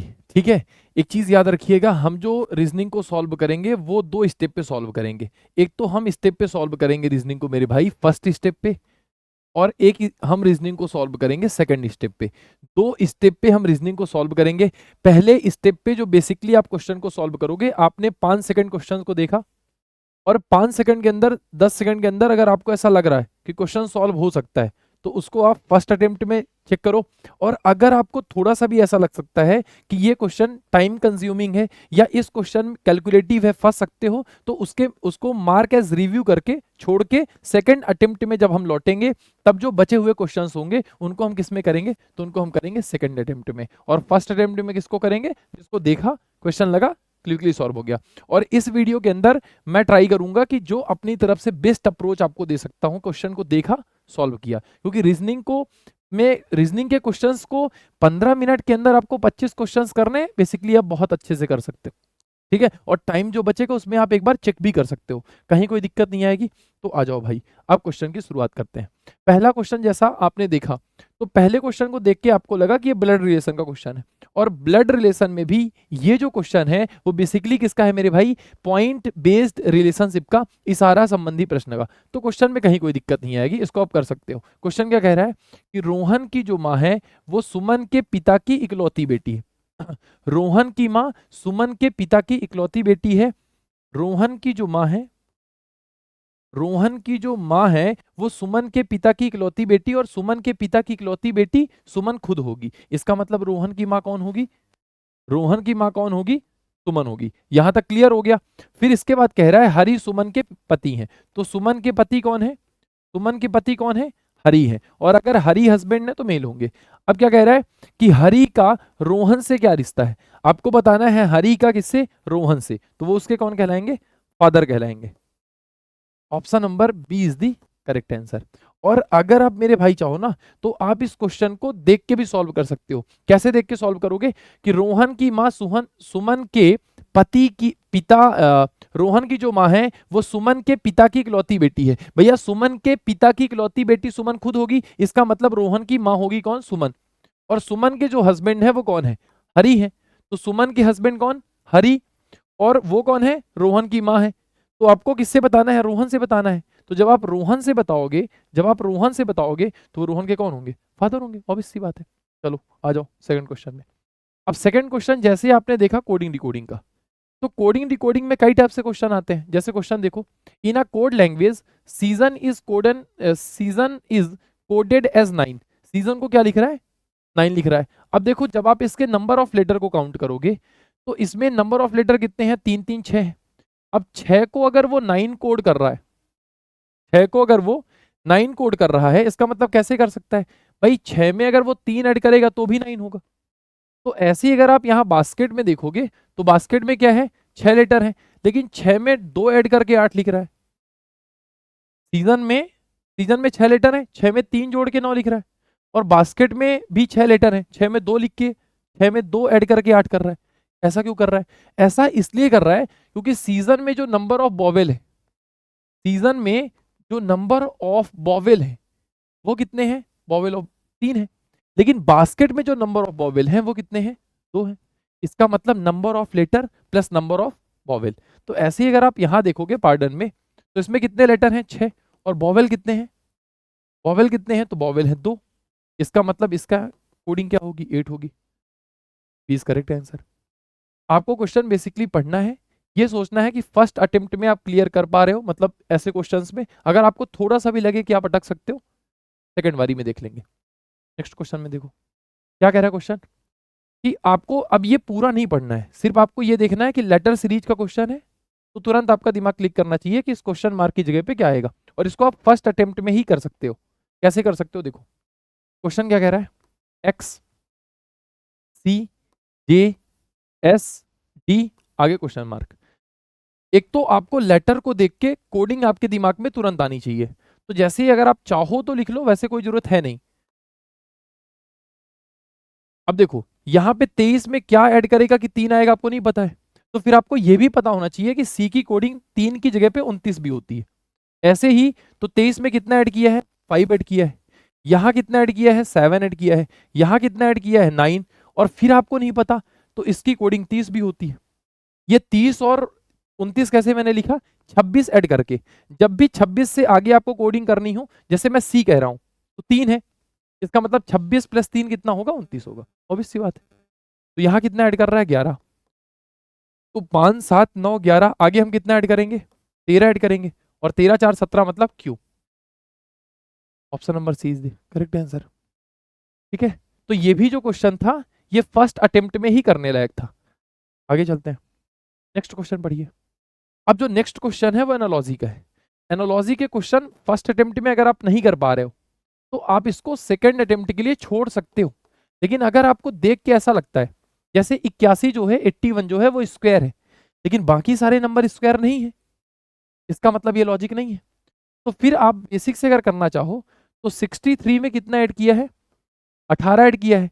अगर आप 12 में 18 ऐड करोगे तो 30 आएगा, लेकिन किसी भी ऑप्शन में 30 नहीं है, तो फिर इसका मतलब लॉजिक क्या है, लॉजिक दूसरा है। और जैसे ही आपको समझ में आया लॉजिक दूसरा है, तो ये 18 कैसे बना है, इसके डिजिट का मल्टीप्लाई किया है। 6 और 3 की अगर आप डिजिट को मल्टीप्लाई करोगे तो 18 ही आएगा। इसका मतलब 12 का मैं मल्टीप्लाई कराऊंगा 2 1 जा 2 से, और फिर उसको ऐड करूंगा। तो 12 में जब आप 2 ऐड करोगे तो मेरे भाई आंसर कितना आएगा 14, ऑप्शन नंबर बी। क्लियर है। अगर फर्स्ट अटेम्प्ट में आपको ऐसा लग रहा है कि कर सकते हो एनालॉजी के क्वेश्चंस तो करिए, नहीं तो as a mark as review करके आप उसको छोड़ दो, सेकंड बारी में कर लेंगे। नेक्स्ट क्वेश्चन को देखते हैं। अब ये जो क्वेश्चन है क्वेश्चन नंबर 5, वो किसका क्वेश्चन है, सिटिंग अरेंजमेंट का है। और सिटिंग अरेंजमेंट का क्वेश्चन आप आसानी से कर सकते हो, क्योंकि एसएससी में अभी तक जो सिटिंग अरेंजमेंट के क्वेश्चंस आ रहे हैं वो ऐसे हैं कि आप कर ले जाओगे। ठीक है, बस ध्यान से देखना। 5 persons A to E are sitting around a circular table. जैसे ही आपने ये पढ़ा बस बनाइए सर्कल, सर्कल बनाइए। और कितने लोग हैं 5 पर्सन से हमने बैठा दिया 5 के 5 पर्सन को। फिर क्या कह रहा है, P D के दाईं ओर दूसरे स्थान पे बैठा है। तो D के दाईं ओर, D के दाईं ओर दूसरे स्थान पे कौन है, B है, एक लाइन हो गया। फिर A B के दाईं ओर दूसरे स्थान पे बैठा है, तो B के दाईं ओर दूसरे स्थान पे कौन बैठा है, बेसिकली A बैठा है। फिर क्या कह रहा है, C A का निकटतम पड़ोसी नहीं है, मतलब A के बगल में C नहीं आएगा तो C आएगा यहाँ पे। अब कौन बचा भाई, A B C D E बचा, तो यहाँ पे आ जाएगा। क्लियर है। अब क्वेश्चन क्या पूछा है कि C के दाईं ओर दूसरे स्थान पे कौन बैठा है, तो आप बताओ C के राइट सेकंड नंबर पे कौन बैठा है, E बैठा है, तो नंबर डी। बस क्वेश्चन देखना है, ये सोचना है कि फर्स्ट अटेम्प्ट में आप कर सकते हो कि नहीं कर सकते हो। अगर आपको थोड़ा सा भी ऐसा लग रहा है कि आप फर्स्ट अटेम्प्ट में नहीं कर सकते हो, सेकंड अटेम्प्ट में कर लेंगे। ठीक है, नेक्स्ट क्वेश्चन को देखते हैं। अब जैसे क्वेश्चन है मिरर इमेज का, एक चीज याद रखिएगा, मिरर इमेज का कभी भी क्वेश्चन आ जाए या पेपर कटिंग एंड फोल्डिंग का कभी भी क्वेश्चन आ जाए, तो सबसे अच्छा पहचानने का तरीका है कि पास वाली चीज पास में और दूर वाली चीज दूर में। और इस क्वेश्चन को और अच्छे से करने का तरीका है ऑप्शन को इलिमिनेट करना। कैसे ऑप्शन को इलिमिनेट करेंगे, भाई ऊपर अगर ये क्वाड्रिलेटरल है तो नीचे क्वाड्रिलेटरल नहीं आ सकता, ऑप्शन नंबर ए नहीं हो सकता। इन दोनों में कहीं सर्कल है, नहीं है, लेकिन यहाँ पे सर्कल है तो ऑप्शन नंबर बी नहीं आ सकता। जैसे यहाँ पे डायग्राम है, सेम डायग्राम यहाँ पे है, जबकि डायग्राम तो उल्टा होना चाहिए, मतलब ऑप्शन नंबर सी भी नहीं हो सकता। तो करेक्ट आंसर क्या होगा, ऑप्शन नंबर डी। इसी तरीके से क्वेश्चन को सॉल्व करना है, इलिमिनेट भी करना है, ट्रिकी अप्रोच भी होनी चाहिए। और अगर आपको ऐसा लगता है कि ट्रिक हिल रहा है, सेकेंड अटेम्प्ट में कर लेंगे उसको बेसिक से। नेक्स्ट क्वेश्चन में देखो। अब देखिए, जब भी आपके पास क्वेश्चन लॉजिकल रीजनिंग का आए, अभी मैं लॉजिकल रीजनिंग की एक ऑलरेडी वीडियो अपलोड करने वाला हूं एक मैराथन क्लास में, जिसके अंदर कंप्लीट लॉजिकल रीजनिंग को हम पढ़ेंगे। लेकिन मैं ये कहना चाह रहा हूं कि जब भी आपके पास लॉजिकल रीजनिंग का क्वेश्चन आए, ये मान के चलिए कि क्वेश्चन छोटा हो या बड़ा हो, उसको आपको फर्स्ट अटेम्प्ट में नहीं करना है, उसको आपको किसमें करना है, सेकेंड अटेम्प्ट में करना है। लेकिन अभी तो मैं आपको कराऊंगा, लेकिन वहां आपको क्या करना है, इसको स्किप करना है, फिर लौट के आके दोबारा देखेंगे। क्या कह रहा है क्वेश्चन, यह मानते हुए दिया गया कथन निश्चित रूप से सत्य है, निम्नलिखित में से कौन सा निष्कर्ष तार्किक रूप से निकाला जा सकता है। प्रशिक्षण कार्यक्रम पूरा करने वाले प्रत्येक कर्मचारी को एक सर्टिफिकेट मिलता है, एक प्रमाण पत्र मिलता है। ये पहला कथन है। दूसरा क्या है, राहुल को एक प्रमाण पत्र प्राप्त हुआ, कौन सा निष्कर्ष मान्य है। पहला पढ़िए, राहुल ने निश्चित रूप से प्रशिक्षण मतलब ट्रेनिंग कंप्लीट किया है। अब मेरी बात सुनिएगा, पेपर वाले ने ये कहा कि जो लोग ट्रेनिंग कंप्लीट करेंगे उन्हें एक सर्टिफिकेट मिलेगा, और राहुल को एक सर्टिफिकेट मिला। लेकिन जरूरी थोड़ी है कि राहुल ने ट्रेनिंग कंप्लीट करी है, सर्टिफिकेट तो किसी और चीज का भी हो सकता है। इसने बोला कि राहुल ने निश्चित रूप से प्रशिक्षण कार्यक्रम पूरा किया है, ऑप्शन नंबर ए नहीं हो सकता। सेकंड, राहुल ने प्रशिक्षण कार्यक्रम पूरा किया हो सकता है, मतलब पॉसिबिलिटी है। जो लोग ट्रेनिंग कंप्लीट करते हैं उनको सर्टिफिकेट मिलता है और राहुल को सर्टिफिकेट मिला है, मतलब पॉसिबिलिटी है कि राहुल ने ट्रेनिंग कंप्लीट करी होगी, और पॉसिबिलिटी है तो बिल्कुल ये हो सकता है ऑप्शन। आगे भी बढ़ते हैं, जो बेस्ट ऑप्शन होगा उसे लॉजिकल रीजनिंग में हम टिक करते हैं। थर्ड क्या कह रहा है, केवल प्रशिक्षण कार्यक्रम ही प्रमाण पत्र प्राप्त कर सकते हैं, ये भी गलत है। भाई सर्टिफिकेट तो किसी और चीज का भी हो सकता है, ऐसा थोड़ी है कि जो ट्रेनिंग करेगा केवल उसी को सर्टिफिकेट मिलेगा। फोर्थ क्या कह रहा है, राहुल कंपनी में सबसे अच्छा है, ये तो रिलेटेड ही नहीं है, स्टेटमेंट से रिलेटेड ही नहीं हो, और जो कंक्लूजन रिलेटेड नहीं होता उसे हम जनरली गलत मानते हैं। ठीक है, तो क्वेश्चन में सॉल्व हो गया। पर वैसे मेरी एक चीज याद रखिएगा, जब भी लॉजिकल रीजनिंग के क्वेश्चन आए उसे फर्स्ट अटेम्प्ट में आपको नहीं करना है, क्वेश्चन छोटा हो या बड़ा हो उसे सेकंड अटेम्प्ट में करेंगे। नेक्स्ट क्वेश्चन में आते हैं। क्वेश्चन क्या कह रहा है, एक निश्चित कोट भाषा में ब्लेम को कह रहा है GPDOF। अब जैसे ही आपने क्वेश्चंस देखा कर ले जाओगे, कैसे, यहां पे 5 है और यहां पे 9 है, E है और F है, मतलब प्लस का 1 कर रहा है। क्या कर रहा है, प्लस का 1 कर रहा है, प्लस का 1 कर रहा है, और यहां पे कितना कर रहा है, प्लस का 2 कर रहा है, फिर आगे कितना कर रहा है, प्लस का 3 कर रहा है, फिर और उसके पहले क्या कर रहा है, प्लस का 4 कर रहा है। अब यहां क्या कर रहा है, ये 2 है और ये 7 है, इसका मतलब प्लस का 5 कर रहा है, +5 +4 +3 +2 +1। अब ऑब्वियस सी बात है आप भी कर ले जाओगे, तो सेकंड वाला एक बार ही चेक करने की जरूरत नहीं है, आप ऑप्शन चेक कर लो, क्लियर हो जाएगा। जब आप एस में प्लस का 1 करोगे तो लास्ट वाला टी आना चाहिए, लास्ट वाला टी सब में। जब प्लस का 2 करोगे तो 12 में 2 जोड़ने पे 14 आता है, मतलब एनटी। एनटी यहां नहीं, ये गलत, एनटी यहां नहीं, ये गलत, एनटी यहां नहीं, ये ऑप्शन गलत। इसलिए जो करेक्ट ऑप्शन होगा वो होगा ऑप्शन नंबर बी। मतलब ऑप्शन को इलिमिनेट करना है, पूरी कोडिंग आपको कभी भी नहीं लिखनी है। जब भी कोडिंग डिकोडिंग के क्वेश्चंस आए आपको हमेशा लेटर टू लेटर कोडिंग में ऑप्शन को इलिमिनेट करके चलना है। मैंने भी वही किया, ऑप्शन को इलिमिनेट कर दिया।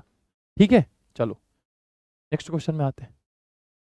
अब क्वेश्चन क्या कह रहा है,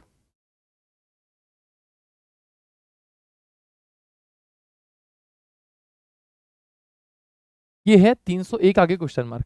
एक चीज याद रखिएगा, नंबर सीरीज के अंदर दो तरीके से क्वेश्चन आते हैं, एक तो आता है मिसिंग नंबर और एक आता है रॉन्ग नंबर। अब ये मिसिंग नंबर है, अगर मिसिंग नंबर के क्वेश्चंस आपके सामने आ रहे हैं इसका मतलब 90% पॉसिबिलिटी है कि आपको क्वेश्चन सॉल्व करना है फर्स्ट अटेम्प्ट में और सॉल्व भी हो जाएगा। लेकिन अगर मिसिंग नंबर की जगह पे ये क्वेश्चन कहीं रॉन्ग नंबर का आया होता तो मैं आपको ये कहता कि इसको आपको फर्स्ट अटेम्प्ट में नहीं करना है, मार्क एज रिव्यू करके छोड़ देना है, सेकंड अटेम्प्ट में इस क्वेश्चन को करेंगे। लेकिन ये मिसिंग नंबर का क्वेश्चन है तो कर लेंगे, और नंबर्स के बीच में गैपिंग ज्यादा है। अगर नंबर्स के बीच में गैपिंग ज्यादा है इसका मतलब ज्यादा चांस है कि मल्टीप्लाई करेगा। करिए मल्टीप्लाई, 103 का अगर आप 3 में मल्टीप्लाई करोगे तो 303 होगा और 2 घटाएंगे। इसके पहले 49 का भाई 3 गुना तो नहीं करेगा, वो 150 के अराउंड पहुंचेगा, इसका मतलब दुगुना करना होगा। तो 49 का दुगुना कितना होता है, 98, 98, और 98 में जब आप 3 जोड़ोगे तो 1 होगा। जब 2 का मल्टीप्लाई कर रहा है तो 3 ऐड कर रहा है, और जब 3 का मल्टीप्लाई कर रहा है 2 ऐड कर रहा है। तो अब आपको आगे लॉजिक बनाने की जरूरत नहीं है, अल्टरनेट लॉजिक चल रहा है। यहाँ 2 का मल्टीप्लाई किया फिर +3 किया, यहाँ 3 का मल्टीप्लाई करके -2 किया, तो आगे जो करेगा वो 2 का मल्टीप्लाई करके +3 करेगा। तो कितना होगा, कितना होगा, ये हो जाएगा 300, 600 और 605। तो नंबर डी, ये हो नहीं सकता, ये हो नहीं सकता, ये हो नहीं सकता। और वैसे भी चेक कर सकते हो यूनिट डिजिट से, 2 1 जा 2 +3 5, तो भी ऑप्शन नंबर डी होगा। तो याद रखिएगा कि नंबर सीरीज के जब भी क्वेश्चंस आएंगे, मिसिंग नंबर का क्वेश्चन है तो फर्स्ट अटेम्प्ट में आप कर ले जाओगे, और अगर यही क्वेश्चन रॉन्ग नंबर की सीरीज पे आता है तो फिर उसको पक्का सेकंड अटेम्प्ट में ही करना है, क्वेश्चन आसान हो या टफ हो, पेपर में तो पता नहीं होता। चलो नेक्स्ट क्वेश्चन में आते हैं। अब ये भी क्वेश्चन किसका है, एनालॉजी का ही है ना, सेम क्वेश्चन है कि जो रिलेशन यहाँ है वो किस ऑप्शन में है। अब आपको पता है क्या, ये 7 के स्क्वायर के पास है और ये 5 के स्क्वायर के पास है। अगर आप 7 का स्क्वायर करोगे तो 49 होगा, और 49 में 5 माइनस करने पे कितना आता है, 44। ऐसे ही सेम यहाँ पे है, अगर आप 5 का स्क्वायर करोगे तो कितना होगा 25, और 25 में 5 माइनस करने पे कितना होगा 20 होगा।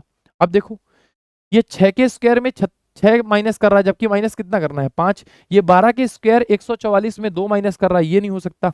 ये 9 के स्क्वायर 81 में 5 माइनस कर रहा है, यही सही है। क्वेश्चन सॉल्व हो गया।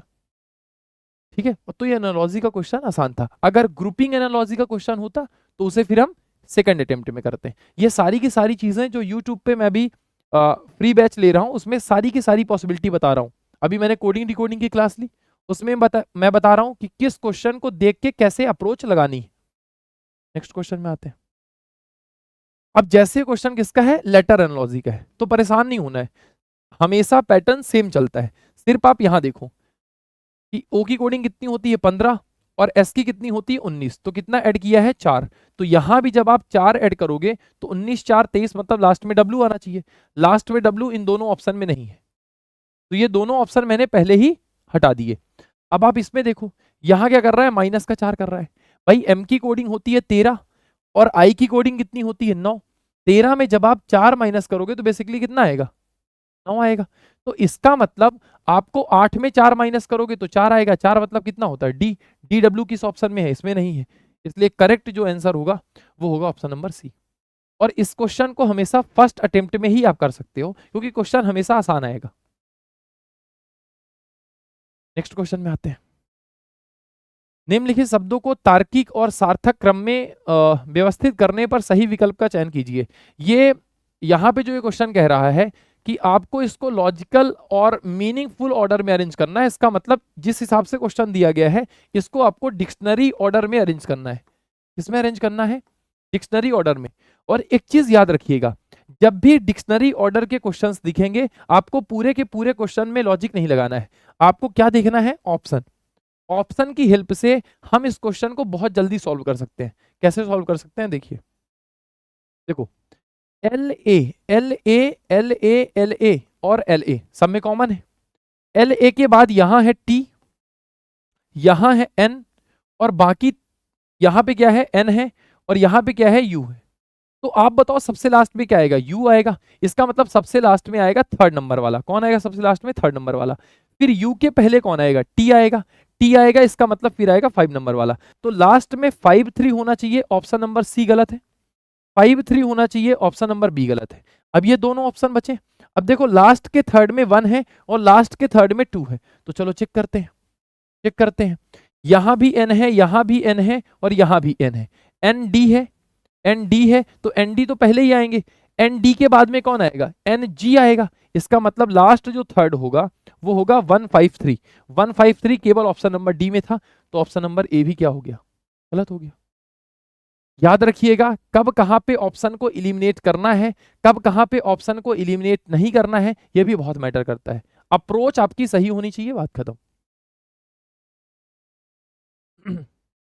जब भी आपके पास सिलॉजिज्म का क्वेश्चन मिलेगा, एक चीज याद रखिएगा, एसएससी के जो क्वेश्चंस सिलॉजिज्म के अंदर आए हैं वो 2025 में थोड़े ठीक लेवल के आए हैं, लेकिन फिर भी आप इसको फर्स्ट अटेम्प्ट में कर सकते हो। क्या कह रहा है question, all teachers are officers. All teachers are officers, ठीक है। Some officers are advocate. Some officers are क्या, advocate. All advocates are dealers. All advocates are dealer. बन गया अपना फिगर। अब सिर्फ कंक्लूजन को पढ़ना है, बात खत्म। कंक्लूजन क्या कह रहा है, सम एडवोकेट्स आर टीचर। क्या एडवोकेट का टीचर से रिलेशन आपको दिख रहा है, नहीं दिख रहा है, इसका मतलब ये गलत है। सेकंड पढ़िए, some dealers are officers. Some dealers are officer, बिल्कुल कुछ डीलर ऐसे हैं जो ऑफिसर हैं, सेकंड वाला सही है। Third, some dealer are teacher. भैया डीलर का टीचर से रिलेशन नहीं दिख रहा है, इसका मतलब थर्ड वाला क्या होगा, रॉन्ग होगा। और चौथा देखो, some officers are teacher. Some officers are teacher, अगर पूरा का पूरा टीचर ऑफिसर है तो कुछ ऑफिसर, यहां का जो ऑफिसर होगा वो टीचर होगा। ऑप्शन नंबर 4 सही है। इसलिए इसका जो करेक्ट आंसर होगा वो होगा only conclusion second and fourth follows, ठीक है। और इसको आपको हमेशा फर्स्ट अटेम्प्ट में ही करना है क्योंकि क्वेश्चन आसान आएगा। ये आप सीखिए, ये मत सीखिए कि क्वेश्चन सॉल्व कैसे, जो आपकी मिस्टेक हुई है उस मिस्टेक को भी दूर करना है, और ये भी सीखना है कि मैं किस तरीके से ऑप्शन को इलिमिनेट कर रहा हूं। क्योंकि रीजनिंग में ऑप्शन को अगर आप इलिमिनेट करना जानते हैं, क्वेश्चन को देख के अप्रोच लगाना चाहते हैं, तो क्वेश्चन में ये जो सेक्शनल टाइमिंग का जो डर है वो आपका दूर हो जाएगा। नेक्स्ट क्वेश्चन में आ जाइए, क्या कह रहा है, ये तो उसी क्वेश्चन का हिंदी वर्जन है, ठीक है। अब इस क्वेश्चन को आपने देखा तो कुछ नहीं करना है, यहाँ कितना माइनस कर रहा है, यहाँ माइनस कर रहा है माइनस का 8, यहाँ कितना माइनस कर रहा है भाई, ये 15 है और ये 9 है, तो 6 माइनस कर रहा है, यहाँ कितना माइनस कर रहा है 4, यहाँ कितना माइनस कर रहा है 2, तो अब माइनस करेगा 0 और सी आना चाहिए option number D. Option number D is the right answer, और इसको आपको फर्स्ट अटेम्प्ट में ही करना है। क्लियर है? चलो नेक्स्ट क्वेश्चन में आ जाते हैं। Find out the wrong number in the following questions. अब देखिए ये जो क्वेश्चन है ये किसका है, क्लासिफिकेशन का है। एक चीज याद रखिएगा, एनालॉजी के जो क्वेश्चंस हैं उनको आप सेकंड अटेम्प्ट में कर सकते हैं, लेकिन क्लासिफिकेशन के क्वेश्चंस जनरली फर्स्ट अटेम्प्ट में हो जाते हैं। आपको ऐसा लगता नहीं कर सकते हो तो बात अलग है। बाकी आप देखो ये जो सारे के सारे नंबर हैं ये स्क्वायर के आसपास के नंबर हैं। मैं क्लास में पढ़ाता भी हूं, अभी जैसे मैंने नंबर सीरीज पढ़ाया यूट्यूब के अंदर, तो मैंने ये चीज सिखाया कि आपको सिर्फ स्क्वायर और क्यूब याद नहीं करने हैं, आपको ये भी देखना है कि स्क्वायर और क्यूब के आसपास के नंबर भी आपके दिमाग में बैठे होने चाहिए। जैसे ये जो 62 है 64 के पास है, तो 8 के स्क्वायर 64 में 2 घटाएगा तो 62 आएगा। 11 के स्क्वायर 121 में अगर 2 घटाएगा तो 119 आएगा। 9 के स्क्वायर 81 में अगर 2 घटाएगा तो कितना आएगा, 79 आएगा। लेकिन यहाँ पे 14 के स्क्वायर 196 में 2 जोड़ रहा है, इसका मतलब ऑप्शन नंबर डी। और ये तो आप देख के भी कर सकते थे, ये चीजें लिखने की जरूरत है नहीं। तो क्वेश्चन फर्स्ट अटेम्प्ट में 20 सेकंड के अंदर अंदर सॉल्व होने वाला है क्वेश्चन था। नेक्स्ट क्वेश्चन में आते हैं। अब क्वेश्चन क्या कह रहा है, फिर से लेटर सीरीज का क्वेश्चन है, तो आपको पता कैसे सॉल्व करते हैं, जल्दी सॉल्व करते हैं। ये 17 है, ये 19 है, मतलब प्लस का 2 किया है, प्लस का 2 किया है। ये 11 है, ये 13 है, मतलब प्लस का 2 किया है। तो हर जगह प्लस का 2 करेगा, जेड में जब प्लस का 2 करेंगे तो कितना आएगा, 28, मतलब बी। कितना आएगा, बी सब में है। फिर इसके बाद 13 में जब प्लस का 2 करोगे तो 15 आएगा, मतलब B, B O, option number is the right answer. Clear है? तो इसको भी आप फर्स्ट अटेम्प्ट में ही करते हैं। चलो आगे आ जाओ। अब क्या कह रहा है क्वेश्चन, ये क्वेश्चन है वेन डायग्राम का। दिए गए वर्गों के बीच संबंध को सर्वोत्तम रूप से दर्शाने वाले आरेख की पहचान कीजिए। वास्तुकार, महिला, पुरुष और महिला। देखो एक चीज याद रखना, जब भी वेन डायग्राम के क्वेश्चन आए उसमें भी आप ऑप्शन एलिमिनेशन लगा सकते हैं। भाई तीनों नहीं हो सकता, क्योंकि आर्किटेक्ट कोई ना कोई मेल और फीमेल ही होगा, तो तीनों नहीं हो सकता। भाई अगर आपने तीनों को कॉमन कर दिया, इसका मतलब कभी ना कभी मेल और फीमेल भी होंगे, तो कुछ मेल फीमेल हो सकते हैं, ऑप्शन नंबर ये नहीं हो सकता। भाई अगर आपने मेल को भी आगे रख दिया तो फीमेल अंदर आ जाएगी, फीमेल को अगर ऊपर रख दिया तो मेल अंदर मेल नीचे चला जाएगा, जबकि ऐसा नहीं हो सकता। और तो इसलिए ऑप्शन नंबर डी भी नहीं हो सकता। ये भी सही है।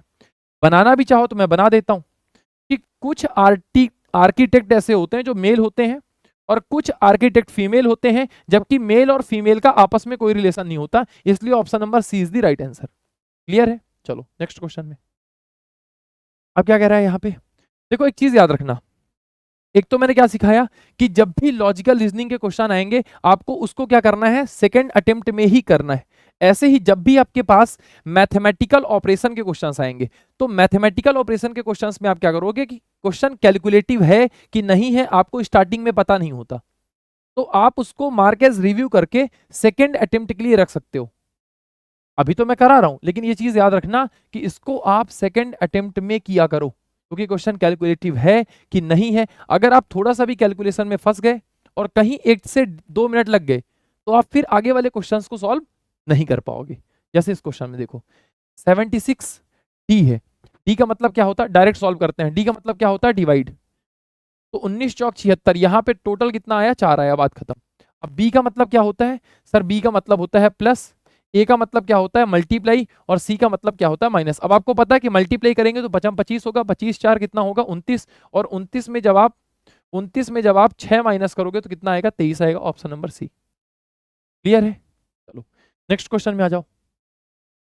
देखो कैलेंडर के क्वेश्चंस जब भी आते हैं तो कैलेंडर के क्वेश्चन आसान भी हो सकते हैं और थोड़ा सा कॉन्सेप्चुअल भी हो सकते हैं, लेकिन जो मेजर स्टूडेंट की प्रॉब्लम है वो कैलेंडर में है लैक ऑफ कॉन्सेप्ट। कॉन्सेप्ट जो लैक है आपका, कॉन्सेप्ट में कमी की वजह से आप कैलेंडर के क्वेश्चंस में घबरा जाते हैं, तो वो नहीं करना है। अगर ऐसा लग रहा है तो इसको मार्क एज रिव्यू करके सेकंड अटेम्प्ट में कर सकते हैं, जबकि ऐसा कुछ है नहीं, करना फर्स्ट अटेम्प्ट में ही है, कॉन्सेप्ट को पहले बूस्ट करना है।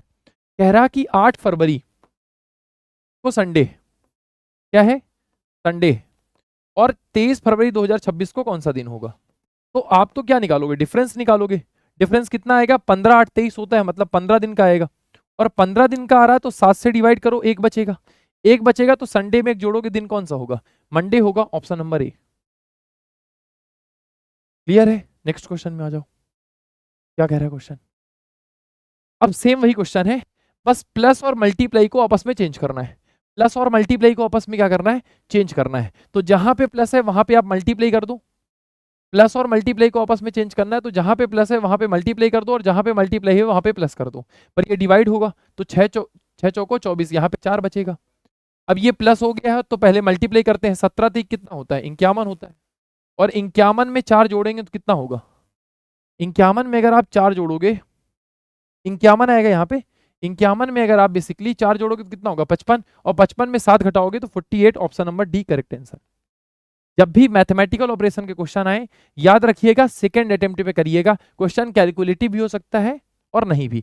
हालांकि जो इस वाले मॉक के अंदर, ये जो मॉक है द पंडित का, इस मॉक के अंदर जो दोनों मैथमेटिकल के क्वेश्चंस आए हैं वो दोनों ही इजी हैं, कैलकुलेटिव नहीं है, लेकिन हो भी सकता है। तो उस हिसाब से आपको मेंटली प्रिपेयर्ड रहना है। ठीक है, आगे चलो। 70 क्वेश्चन तक हो चुका है ना, तो अब 21 नंबर क्वेश्चन है। देखो क्वेश्चन क्या कह रहा है, क्वेश्चन क्या कह रहा है कि 8 वुमेन है, ए टू एच, एक गोल मेज के चारों ओर, कितने, एक गोल मेज के यहाँ पे जगह नहीं है, मैं यहाँ पे बना देता हूँ। टोटल 8 वुमेन है, हमने 8 वुमेन को बना दिया। अब क्या कह रहा है, केंद्र से विपरीत दिशा की ओर मुंह करके बैठी हैं। एक चीज याद रखिएगा, पेपर में सर्कुलर अरेंजमेंट के अंदर 2 तरीके से क्वेश्चन आते हैं, या तो लोगों का फेस सेंटर के अंदर होगा, या तो लोगों का फेस सेंटर के अपोजिट होगा। अगर लोगों का फेस सेंटर के अंदर है तो इजिली आप लेफ्ट और राइट डिफाइन कर पाते हो, लेकिन अगर लोगों का फेस सेंटर के अपोजिट है तो एक चीज याद रखिएगा, कभी भी आप सेंटर के अपोजिट मत मानिएगा, सेंटर के अंदर मान के सॉल्व करिएगा, आंसर सेम आएगा। चलो करके देखो। अब ये चीजें बता दिया, अब चलिए करिए आप क्वेश्चन को। क्या कह रहा है क्वेश्चन, क्वेश्चन ये कह रहा है कि सी एच के बाईं और दूसरे स्थान पे है। तो मान लो एच को यहाँ पे उठाओगे तो एच के बाईं और दूसरे स्थान पे कौन है, सी है। ई जो है वो सी के दाईं और तीसरे स्थान पे है, ई जो है वो सी के दाईं और तीसरे स्थान पे है। तो सी के दाईं और 1 2 तीसरे स्थान पे कौन है, ई है। इसके बाद ए एच के ठीक बाईं ओर है, तो एच के ठीक बाईं ओर कौन है, एच के ठीक बाईं ओर कौन है, ए है। फिर क्या कह रहा है, जी ए के बाईं ओर चौथे स्थान पर है, ए के बाईं ओर 1 2 3 4 चौथे स्थान पे कौन है, जी है। डी जो है वो जी का निकटतम पड़ोसी है, तो जी के बगल में डी यहां भी आ सकता है और जी के बगल में डी यहां भी आ सकता है, अभी ये चीज डिफाइन नहीं है। फिर आगे पढ़िए, एफ डी के दाईं ओर दूसरे स्थान पे है। भैया अगर यहां पे डी आए ना मेरे भाई, तो डी के दाईं ओर दूसरे स्थान पे यहाँ पे जी नहीं आ सकता, मतलब यहाँ पे डी नहीं आएगा, तो डी आएगा यहाँ पे। और अगर डी यहाँ पे आ रहा है तो डी के दाईं ओर दूसरे स्थान पे कौन आएगा, डी के दाईं ओर दूसरे स्थान पे कौन आएगा, एफ आएगा। ये कह रहा है कि डी के दाईं ओर दूसरे स्थान पे एफ यहाँ पे नहीं आ सकता, मतलब यहाँ पे डी नहीं होगा तो डी यहाँ पे होगा। अब केवल एक बचा, ए बी बचा है, तो बी यहाँ पे आ जाएगा। कह रहा है, क्वेश्चन क्या कह रहा है कि एफ का निकटतम पड़ोसी कौन है, तो एफ का निकटतम पड़ोसी कौन है, बी और जी, बी और जी, बी और G, option number C correct answer है, बी एंड जी। और वैसे भी कोई, मैं फिर से कह रहा हूं, सेकंड अटेम्प्ट में करने की जरूरत नहीं है, कर ले जाएंगे। एसएससी में जो क्वेश्चंस आते हैं आप इजीली कर लोगे, बस आपकी अप्रोच अच्छी होनी चाहिए, ट्रिकी अप्रोच होनी चाहिए, जल्दी करना है इस क्वेश्चंस में। हालांकि सेटिंग अरेंजमेंट में कोई ट्रिक नहीं है, बस यही है कि अगर ये बोले कि लोगों का फेस सेंटर के अपोजिट है तो आपको सेंटर के अपोजिट नहीं मानना है, सेंटर के अंदर मान लेना है, आंसर सेम होगा। Is that clear. चलो अब देखो यूनिट डिजिट से, 4 चौको 16, मतलब 4 का मल्टीप्लाई कर रहा है, वैसे भी 14 चौको 56 होता है, और 5 चौको 20, 6 चौको 24, 4 का मल्टीप्लाई कर रहा है, तो हम भी 4 का मल्टीप्लाई करेंगे। 4 चौको 16, यूनिट डिजिट 6 आना चाहिए, इसमें है, इसमें नहीं है, इसमें है, इसमें नहीं है। अब आगे चेक करेंगे तो 200 चौको 800 होगा, मतलब वही आंसर सही है, ये गलत होगा। भाई 200 का 4 में भी मल्टीप्लाई करेंगे तो 800 होगा। तो आप अप्रोक्सीमेट, यूनिट डिजिट, मतलब जो मैथमेटिक्स की चीजें हैं वो हम रीजनिंग में इंप्लीमेंट करेंगे, पर ऑप्शन को एलिमिनेट करने वाली मेथड बेस्ट है। आ जाओ, एड्रेस मैचिंग का ये क्वेश्चन है, ठीक है। नीचे दिए गए पते के समान पते का चयन करना है। एड्रेस मैचिंग का है, भैया यहाँ पे रूम नंबर इस तरीके से लिखा है, पूरा का पूरा नंबर नहीं लिखा है, जबकि यहाँ पे पूरे का पूरा नंबर लिखा है, ये तो पहले ही गलत हो गया। ब्लॉक अलग लिखा है, सी अलग लिखा है, ब्लॉक सी एक साथ लिखा है, ये गलत हो गया। ठीक है, इसके बाद आगे चेक करते हैं। अब यहाँ पे दिल्ली लिखा है, यहाँ पे न्यू दिल्ली लिखा है, ऑप्शन नंबर डी गलत हो गया। तो ऑप्शन को इलिमिनेट करना है। जब भी एड्रेस मैचिंग के क्वेश्चंस आएंगे, याद रखिएगा ऑप्शन को इलिमिनेट करना है कि क्या चीज कहां पे है और उसका उल्टा कहां पे लिख रहा है। हमने 3 ऑप्शन को इलिमिनेट किया, एक ऑप्शन अपने आप सही हो जाएगा, पूरा का पूरा चेक करने की जरूरत नहीं पड़ेगी। चलो नेक्स्ट क्वेश्चन में आते हैं, बस लास्ट में 2 क्वेश्चन बचे हैं। क्या करना है, विषम का चयन करना है। अब मैं फिर से कह रहा हूं, कोडिंग को लिखना नहीं है, कोडिंग आपके दिमाग में होनी चाहिए। यहाँ पे 13 है और यहाँ पे 10 है, मतलब माइनस का 3 कर रहा है। यहाँ पे 7 है और यहाँ पे 5 है, मतलब माइनस का 2 कर रहा है। 15 12 मतलब माइनस का 3 कर रहा है। 23 और 20 मतलब माइनस का 3 कर रहा है। तो ये तीनों सेम है लेकिन ये डिफरेंट है, मतलब option number B is the right answer. चलो लास्ट क्वेश्चन क्या है, लास्ट क्वेश्चन क्या है भाई, लास्ट क्वेश्चन है फिर से किसका, आपके लॉजिकल रीजनिंग का। और जब भी लॉजिकल रीजनिंग का क्वेश्चन आएगा कब करेंगे, सेकंड अटेम्प्ट में, लेकिन अब तो ये लास्ट क्वेश्चन है तो कर सकते हैं। और वैसे भी मैं तो सब सीक्वेंस में करा रहा हूं, लेकिन एक चीज याद रखिएगा, लॉजिकल रीजनिंग के क्वेश्चंस आए तो बार बार मैं कह रहा हूं कि आपको सेकंड अटेम्प्ट में ही करना है। चलो क्या कह रहा है क्वेश्चन, एक कथन दिया गया है जिसके बाद एक और दो क्रमांकित 2 निष्कर्ष दिए गए हैं। कथन को पढ़कर निर्धारित कीजिए कि दिए गए कथन के लिए कौन सा निष्कर्ष सही है। ठीक है, भारत में ऑनलाइन खरीदारी तेजी से बढ़ रही है और कई स्थानीय दुकानों में ग्राहकों की संख्या में कमी आई है। मतलब जो ऑफलाइन जो शॉप है उनमें कमी आई है, उनमें जो ग्राहक है कस्टमर है वो डिक्रीज हुए हैं, और ऑनलाइन जो खरीदारी है वो बढ़ रही है। ग्राहक ऑनलाइन खरीदारी को अधिक सुविधाजनक और आकर्षक पा रहे हैं, बिल्कुल सही है भाई, घर बैठे चीजें पा रहे हैं तो ऑनलाइन तो आसान है ना, इसलिए ऑनलाइन पहला सही है। दूसरा, कई स्थानीय दुकानों ने बिक्री के लिए डिजिटल तरीकों को नहीं अपनाया है, ये भी सही है, ये भी सही हो सकता है। क्यों सही नहीं हो सकता है भाई, स्थानीय लोग अगर अपने ही शॉप में ऑनलाइन स्टोर का काम करना शुरू कर दें कि ऑफलाइन प्लस ऑनलाइन हो जाए, पर होता क्या ऑफलाइन में कि ऑफलाइन में ही प्रतिस्पर्धाएं होती हैं, उसके चक्कर में ये अपने आप को इंप्रूवमेंट नहीं कर पाते। तो ये बात भी सच है कि भाई डिजिटल तरीकों को नहीं अपनाया है, अगर डिजिटल तरीकों को अपनाए होते तो ये प्रॉब्लम नहीं आती। इसलिए जो क्या होगा, आंसर क्या होगा, निष्कर्ष 1 और 2 दोनों सही है। अब आपके ये रीजनिंग के जो 25 क्वेश्चंस थे ये हुए कंप्लीट। आशा करता हूं कि जो आपको मैंने बातें समझाई हैं, जो अप्रोच सिखाया है कि ऑप्शन को इलिमिनेट करना है, देख के टिक करना है कि फर्स्ट अटेम्प्ट में आप कर लोगे कि नहीं कर पाओगे, ये चीजें आपको समझ में आई होंगी। और अगर आपको ऐसा है कि रीजनिंग 2027 के लिए तैयारी करनी है अभी से, तो हमारा रीजनिंग का जो स्पेशल लाइव बैच है 13 अगस्त से वो स्टार्ट हुआ है, और इसकी अभी जो फीस है वो 699 है मेरे भाई। इसमें आपको सारी की सारी सुविधाएं मिलेंगी, 2 साल की वैलिडिटी मिलेगी, एक एक कॉन्सेप्ट क्रीमी होगा, और एकदम layer type wise level wise mix questions के प्रैक्टिस, थोड़ा सा बैंकिंग लेवल को टच कर देना ताकि आपके मॉक में कहीं अगर ऊपर नीचे हो तो कहीं भी प्रॉब्लम ना आए। ठीक है, इसमें आपको डेली क्लास होगी, डिजिटल नोट्स मिलेंगी, ठीक है, क्लास वाइज सीट मिलेगी और प्रैक्टिस सीट भी मिलेगी, और हर चैप्टर का चैप्टर वाइज भी मॉक होगा, और सेक्शनल जो कंप्लीट रीजनिंग का है वो भी मॉक होगा। और प्राइवेट जो डाउट है वो ये कि मैं हर क्लास करने के बाद फिर एक डाउट क्लास ले लेता हूँ, या बाद में ले लूंगा, 2-3 क्लास के एक साथ कर सकता हूँ, ऐसा भी कर सकता हूँ। और अगर आप 2026 में ही एग्जाम की सिर्फ आपको प्रैक्टिस करनी है, तो आपको सर ने बताया ही जैसे कि हमारा जो प्रैक्टिस बैच है कॉम्बो मैथ्स इंग्लिश और रीजनिंग का, अब वो भी कर सकते हो। ठीक है, आशा करता हूं कि आपको मैथ्स इंग्लिश और रीजनिंग तीनों के ही ये जो हमने एनालिसिस कराए हैं, सॉल्यूशन कराए हैं, आपको समझ में आए होंगे। ठीक है, और बाकी सारी चीज़ों के लिए आप हमारे टॉपर्स विजडम के टेलीग्राम से भी जुड़ सकते हैं, ठीक है, ऐप से भी जुड़ सकते हैं, सारी सुविधाओं का लाभ ले सकते हैं।